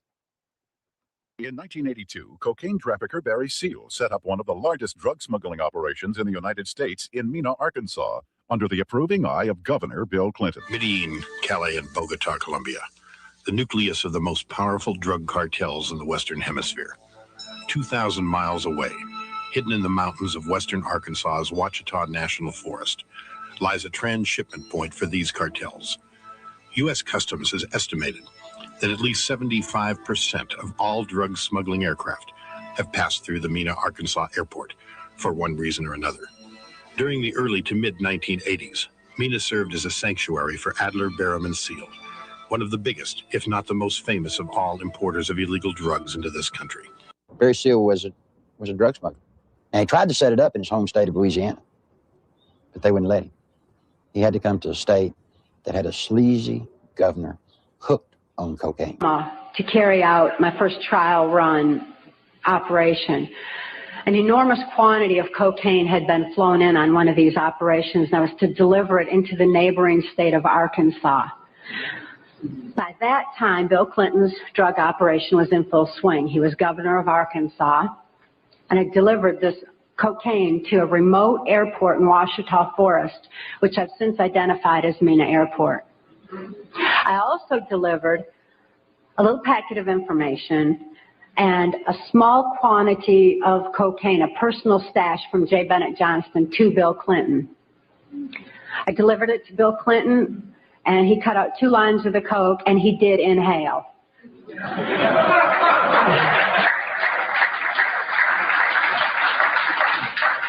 That certainly wasn't the only time I saw Bill Clinton using cocaine. My sexual experience with Bill Clinton was extremely limited, in spite of the fact that I was a sex slave. It was my experience that Bill Clinton is bisexual, leaning far more towards the homosexual end. All I've ever seen him involved in was the homosexual activity, with very limited experience with him myself. Whereas my experience was much more prevalent with Hillary Clinton, because Hillary is also bisexual, leaning more towards a homosexual end, and it was she who accessed my sex programming to fulfill her perversions. There were $100 million a month in cocaine coming in and out of Mena, Arkansas. They had a problem. They were doing so much money in cocaine, $100 million. You create a problem in a little state like Arkansas. How do you clean $100 million a month? For about 2 months, I watched accounts accumulate money. At the end of the month, they zero balanced. They're laundering drug money. In addition to the operations at Mena, small clearings in other parts of the state were used as drop points for money and cocaine. They had special cargo doors installed on the side without FAA permission, so that these doors could be opened in flight. They'd pull in, slide back, and the cocaine could be dropped out the side in flight. I snuck around, crawled through the bushes, thinking that I'd really have to hide to see them unloading the dope. Didn't have to. You could walk right up to the airport and they'd unload it right in front of you. They didn't care. Clinton had integrated a number of corrupt cops, judges, and politicians into high-level positions to ensure the continued success of the drug smuggling, money laundering operations. For 15 years. So they had to get corrupt cops, corrupt judges. Like I said, it was cops that picked up those 2 boys and brought them back to the scene, and now they're dead. That's how deeply entrenched this shit is. I did not encounter anything like the corruption which I encountered after the Mena investigation. And all of this drug running, all of the trafficking of drugs, sending them all over the nation, came out of Little Mena, Arkansas. Right under the nose of little Governor Billy Clinton. Bill Clinton controlled the legal system. He controlled the judges. He controlled the attorneys. He controlled the banks. It's just a small state, a one-party state. And some of those lawyers' offices, they allegedly they had 5-gallon buckets of cocaine they were snorting out of. 5-gallon buckets. Tends to happen in small states like that, I think. And then you look at Little Rock and what happened in the 80s and 90s with the drug trafficking in the communities. It destroyed that whole damn town. If you go to Arkansas, there's a lot of towns that just died from the drugs. And now we're going into crack. It was crack back then. Now you're doing heroin, pills, methamphetamines, stuff like that today. Still prevalent.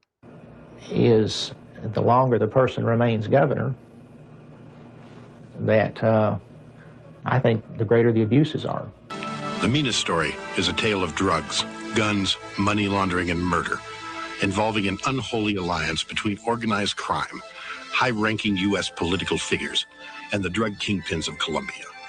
Throughout the years, rumors of a CIA conspiracy and links to a Nicaraguan Contra resupply effort have masked the real players behind this horrific operation. Bill Clinton's election to the presidency of the United States proved to be the catalyst which unwittingly allowed the illegal activities inside his home state to receive national attention.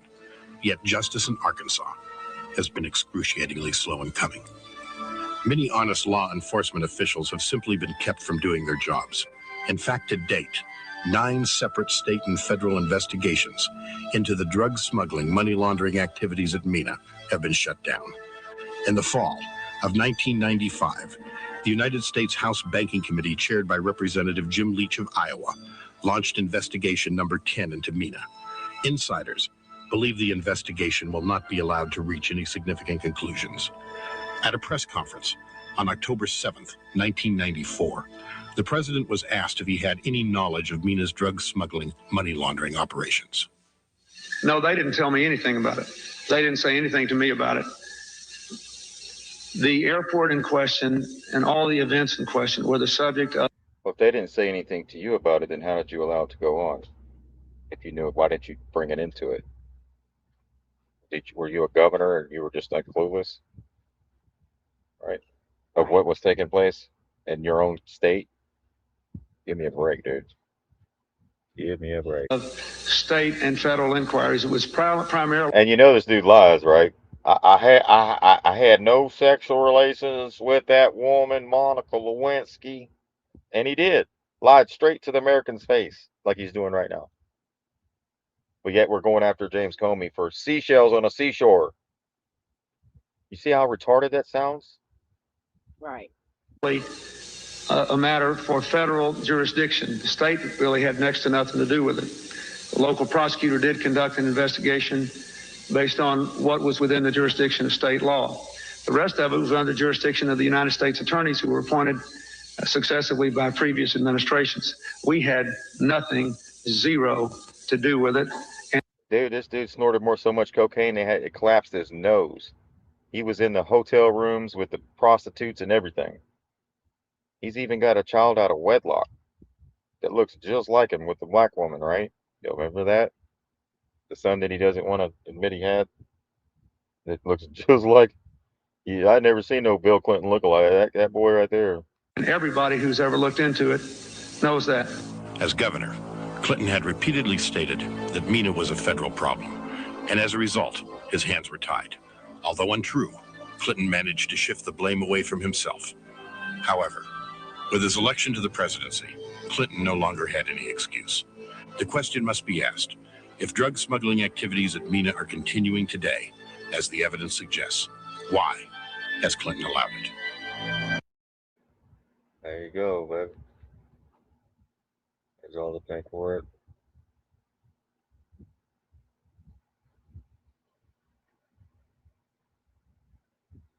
So this paperwork here says the August issue of the American Spectator takes up the MENA story in a way that is likely to resonate on the Hill. It alleges explicitly and implicitly that an aircraft operated by the CIA Front Company in 1984 used the airfield MENA, Arkansas, as a staging point for weapons supply flights to the Contras in Nicaragua. On the return flights from Honduras, the aircraft allegedly carried illegal narcotics to MENA, right? So the narcotics runner, Barry Seal, allegedly paid off then Governor Clinton's protege, L.D. Brown, and one Dan Lancaster, Laseter, a Clinton contributor. These are all confidential paperwork that's been released in 2009. Approved for a release date, 28 September 2009. This was filed 19 July 1995.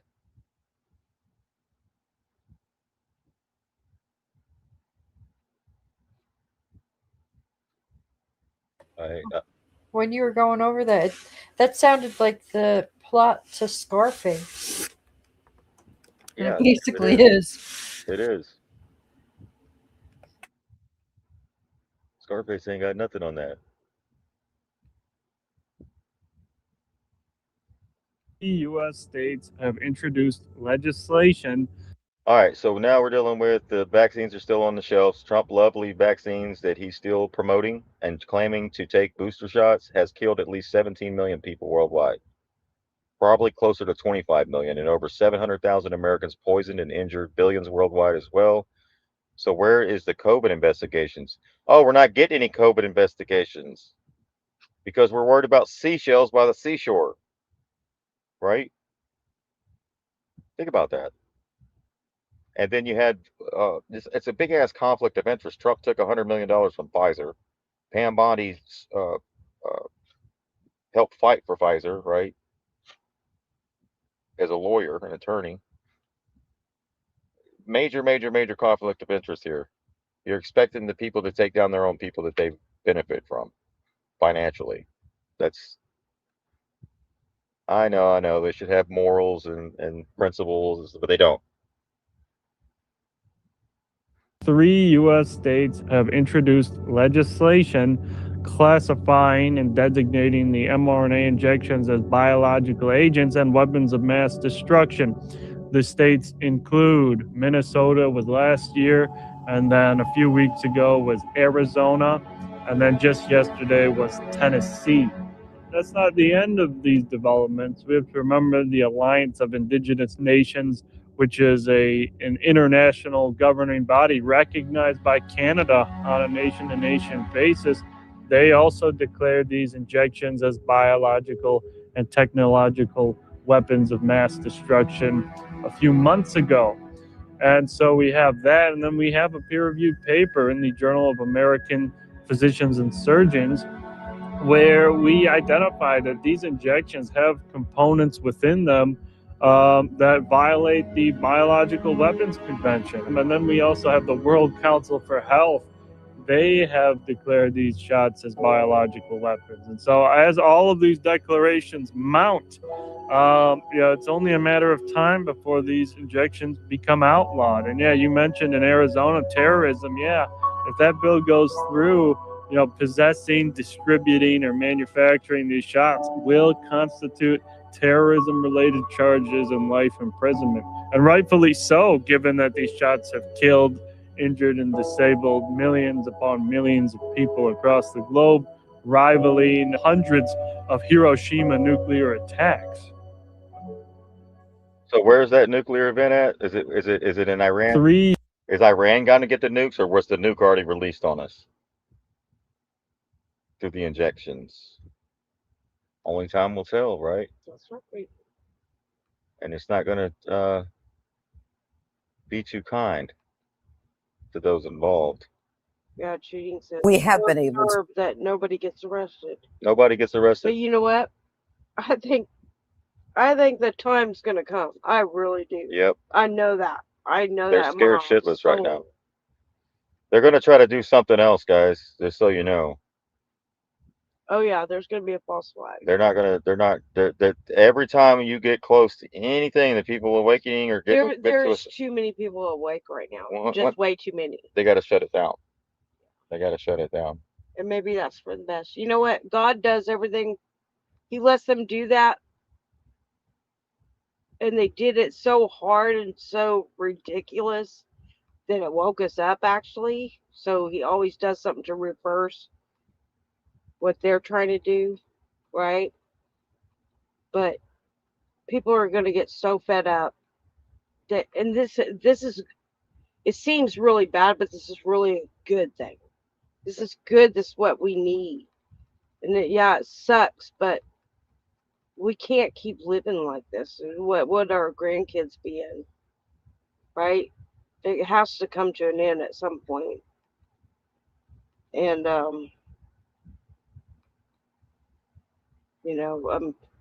it's happened time and time again. People have to sacrifice a lot for the things that they want. Freedom's not given freely, right? That's what our forefathers even warned us about. And we got comfortable. We're all guilty. I'm guilty of it. We all participated in the bullshit. And I'm guilty of that as well. But we turn away from that. Is how you ask for repentance. It's just turning away from it and say, we're not putting up with this no more. I'm tired of seeing people hurting. I am. Yeah. And I'm tired of seeing homeless, and I'm tired of seeing people living on nothing and trying just to do what they can do. And not everyone has the money to go get arrested and bailed out of jail. That they like that guy said, they have us trapped at every corner. You can't go out there and try to make a difference unless you're willing to go to jail and somebody and have the money to bail you out. Right? That's just the truth. And not many people can do that. But kudos to the ones that have. I salute them because they've been through shit and they had a support system that helped them go through that. But they did it They took one for all of us to make a difference. Right. Not everyone can do that. Or not everyone's willing to do that. And not everyone's in the position to do that. You almost have to have like a squeaky clean record to even try to attempt that, or they will get you on anything. If you have any past anything, so it's really hard. All right, here's the next liar up, right? Your reality TV show judge who thinks she's now a ballistics expert. Listen to this line of shit. We have been able to determine which gun it was. First of all, there's video of the defendant shooting at the Secret Service agent. There is also the agent who will tell you himself that he was shot at and then he returned the fire. But more importantly, Jake, is the fact that we now can establish that a pellet that came from the buckshot from One pellet ball, guys, she's saying came from the buckshot that hit the guy in the vest. Just one of the pellets that come out of the buckshot. Look at this shit. Look at the pellets in there. How can you get hit with just one pellet? It's impossible. What are the odds of just one of those BBs going in the same line of down the barrel is just going to hit just one? She just lied right here. She's not a ballistics expert. The investigation's not even. I'm going to tell you right now. One pellet from a buckshot hits you? That's it? That was a single bullet, which could mean that one of the guys, when trying to shoot at him, shot his own friend, his own partner. That's the only way. Came from the buckshot from the defendant's from the buckshot. A pellet that came from the buckshot from the defendant's Mossberg pump action shotgun was intertwined with the fiber of the vest of the Secret Service officer. So it's definitively his bullet. It is definitively his bullet. He hit at that Secret Service agent. Okay, no trial's been done. She's on mainstream media telling you, putting shit into your head that ain't even true. And if you got common sense and a little bit of brain, you can, and you know a little bit about some weapons and 12 gauges and stuff, getting hit with just one of the pellets is a miracle. Yeah. That's a miracle. Right? So how is this guy going to have a fair trial if she's already on here convicting him on TV? It's trial by This is trial by media. This that's is how what they they've do it. always done. So now guess what's going to happen? The people that listen to this woman, they're going to go to their workplace and they're going to tell everybody, yeah, he got hit with one pellet. Judge Janine Pirro said so on CNN. They haven't even had a trial. No trial. What about all the other people that have been convicted on TV, right? Yeah. You got to think about that too. Look. Have they had a trial yet? Or are we convicting them off of what they're telling you? We know the court systems are crooked. So how many people have been charged? How many people, innocent people, are that in are prison? actually innocent when the real criminals haven't been charged at all? At all. Like somebody posted, Freemasons cannot be arrested by other Freemasons. Freemasons cannot be charged by other Freemasons. If it's a Freemason judge cannot convict another Freemason. Did you know that? That's crazy. No, but it makes sense. Yeah, it does make sense. And Kind of it makes twisted, sense. messed up world. It makes sense why so many people get off, right? Yeah. Well, I know some Freemasons that got off from raping their own daughter. Yeah. Personally, no. Somebody. The grandfather was a high level Mason, and he got his son off from sleeping with his own.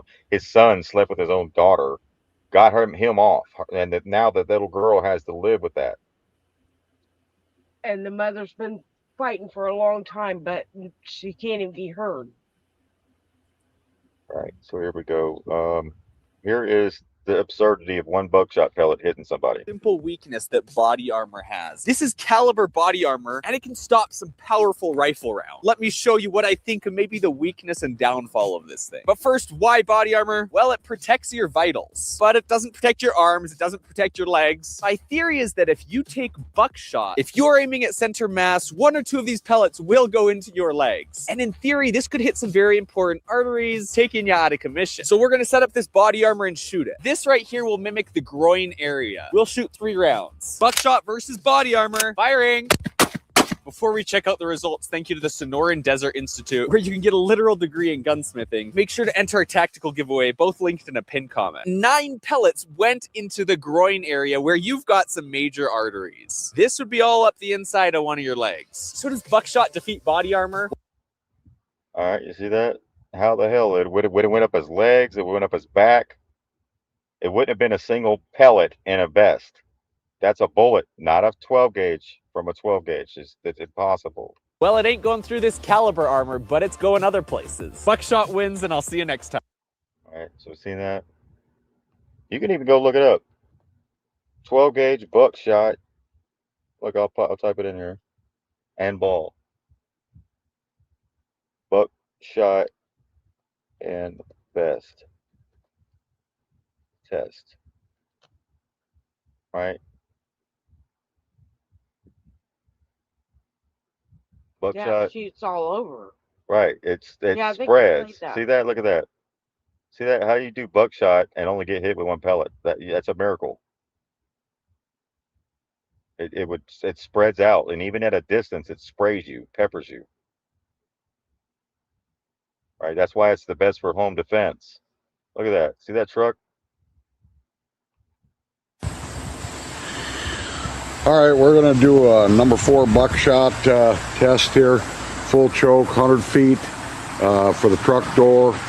I'm using 2400 powder, 45 grains. Usually that gives the tightest pattern.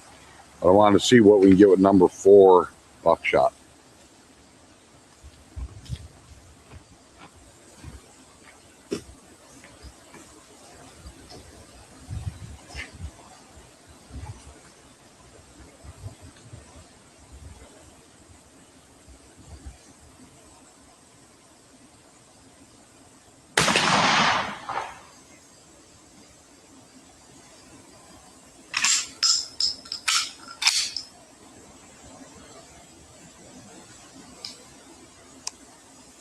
Hold on.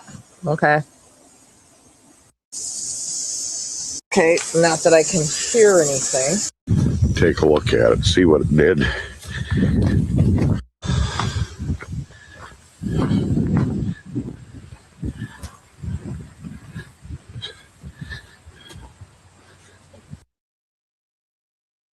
So he got hit with 1 pellet, and that was from 20 yards away, maybe 30.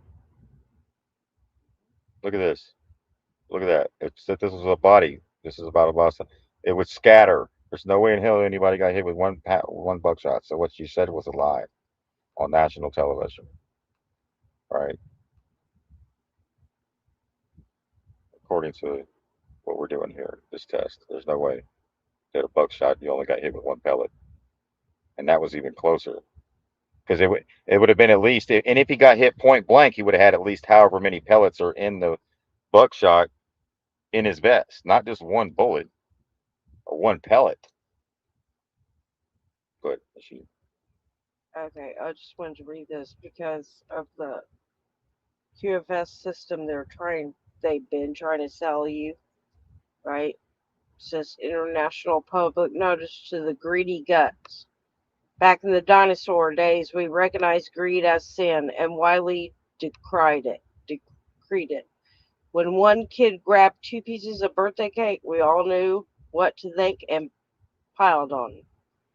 These offenders we called greedy guts, usually because the offense involved food items. Step back a moment to our present worldly situation. The thieves have been discovered, and a great effort to recoup the stolen goods is underway, along with the effort to set up a new, clean, reliable bank system that is not under the control of the same old players And suddenly we are receiving complaints from Americans objecting to our efforts to restore the stolen property of our other nations too.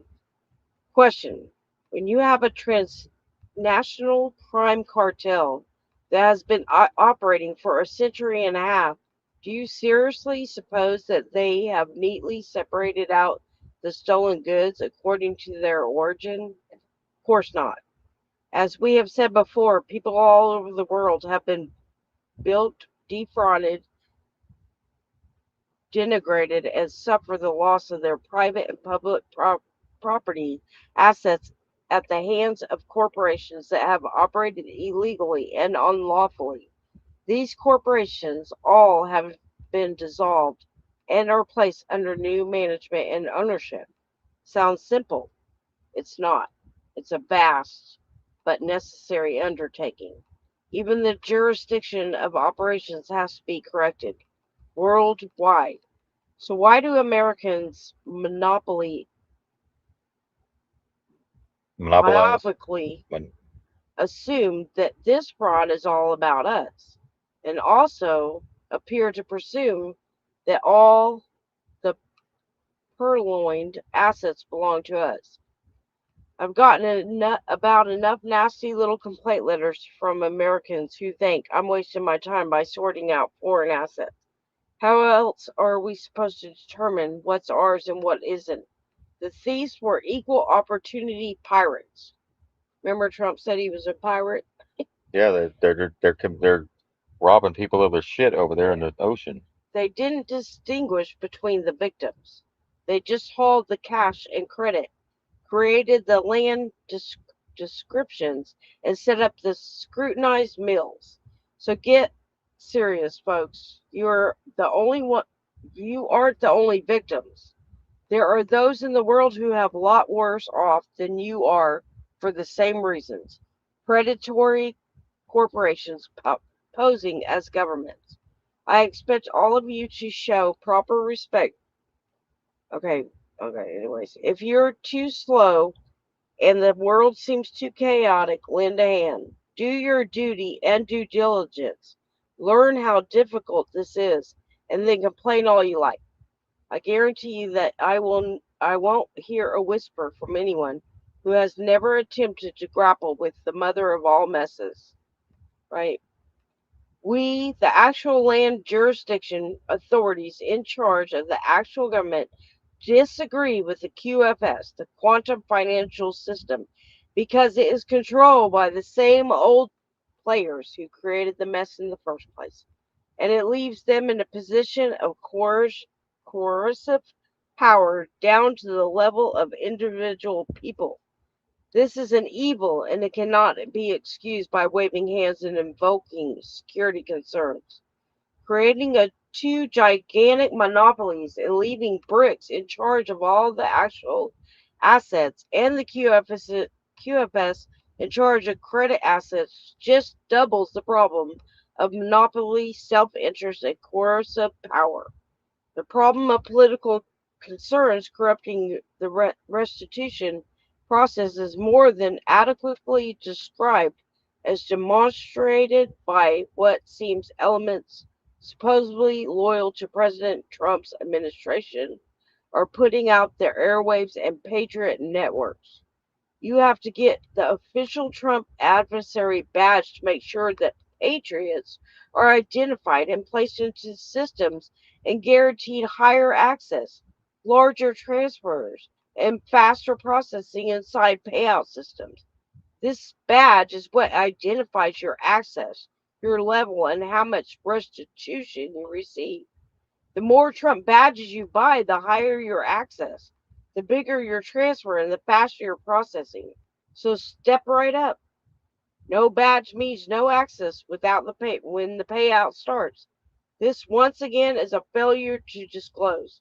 This whole system, badges, etc., is for British territorials, not Americans. And the obvious skewed and politicized system and its demands are obviously unjust and rigged. If you pledge your inheritance and pay for the privilege to do so, The new vermin in charge will make sure you get preference. They don't tell you that you will have to misrepresent yourself as a Brit to get into the new system, and that they will take the vast bulk of your inheritance for their own benefit in exchange for providing you with a pseudo bank system to distribute a small percentage of your actual wealth back to you. For all these reasons, the QFS should be shut down before it even starts, and the global family banking, which distributes directly to each individual, should be universally adopted instead. The global family bank is chartered under land law, which guarantees its lawful operations.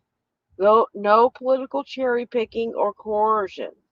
No politically motivated investigations into your purchases or transactions. Most of all, no pay for play. Okay, that's from Anna Maria, Fiduciary, United States of America, and Big Lake, Arkansas. I mean, Alaska. Sorry. There you go.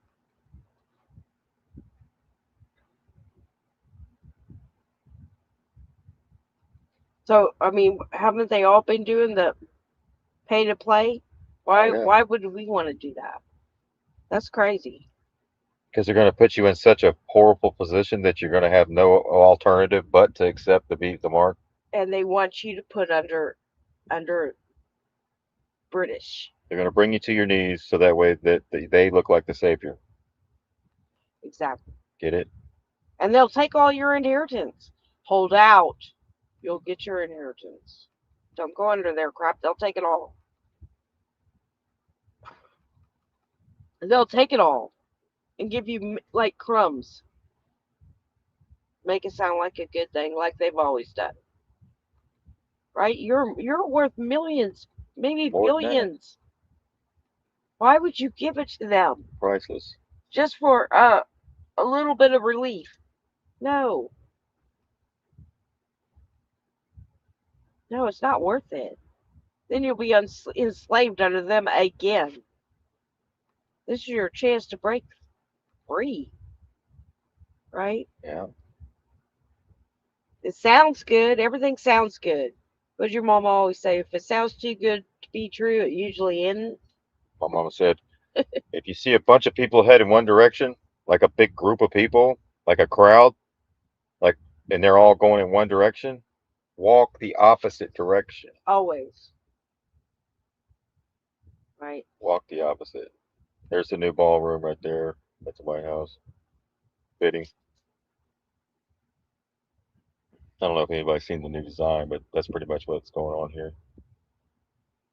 Hey, gas is 12 cents in Iran, you know, but we're trying to make Iran great again. So, yeah, we don't. Hey, look, Iranians, y'all are paying way too less for gas. We need to get you at $3, $4, $5 a gallon like we got Americans. 12 cents a gallon. The gas is cheaper than the water there. Think about that. And we have the biggest oil reserves here. What's wrong with that picture? Because it's not profitable to bring it up or some shit, whatever, some lame ass It's excuse. all games they play. It's all bullshit. Games. Right, and we're all the ones that lose, but we're not going to lose this time. Right. So, question: look into the stuff they're trying to sell you. What did we played that bet a long time ago, where a while back, where he said, "Don't go for the shiny objects." Right. The shiny objects have strings attached. Just remember that. Not telling you what to do. Do what you want to do. Yeah. But think about it. Pray on it. Meditate on it. Whatever you do. Think, why are they wanting me to get this? Why? Do they really care about me? Or should I care about me and my family?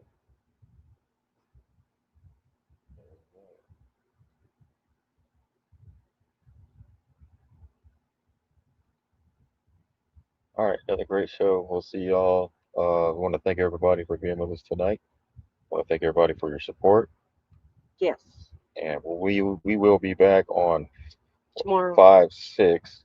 We'll do a live chat. Well, wait, yeah, Wednesday at Wednesday, May 6th, we'll have a show or have a chat in the morning. We have morning chats Tuesdays and Thursdays.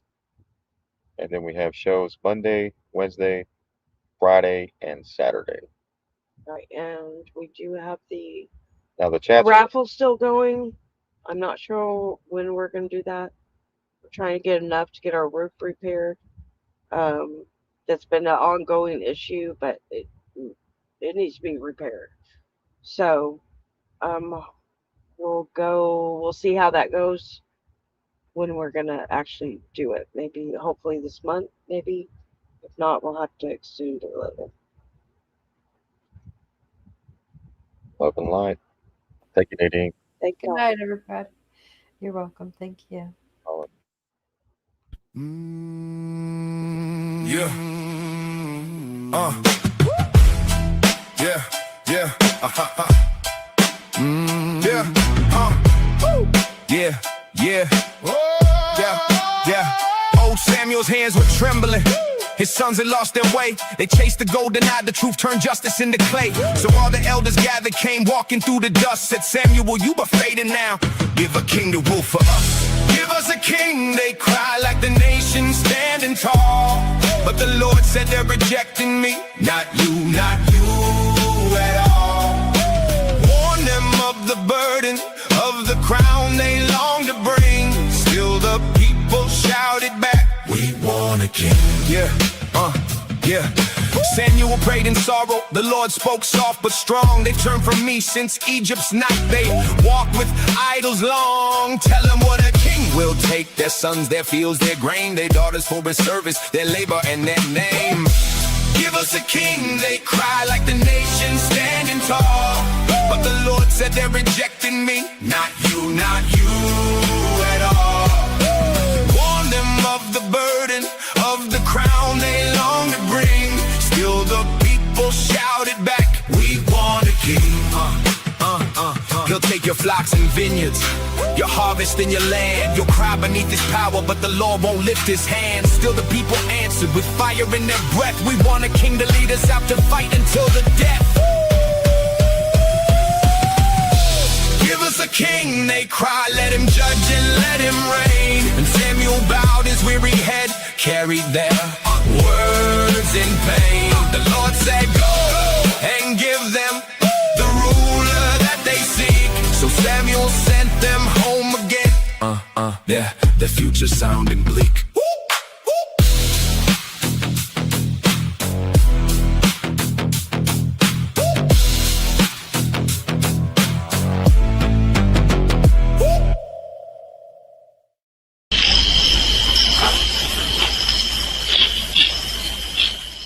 Mm-hmm.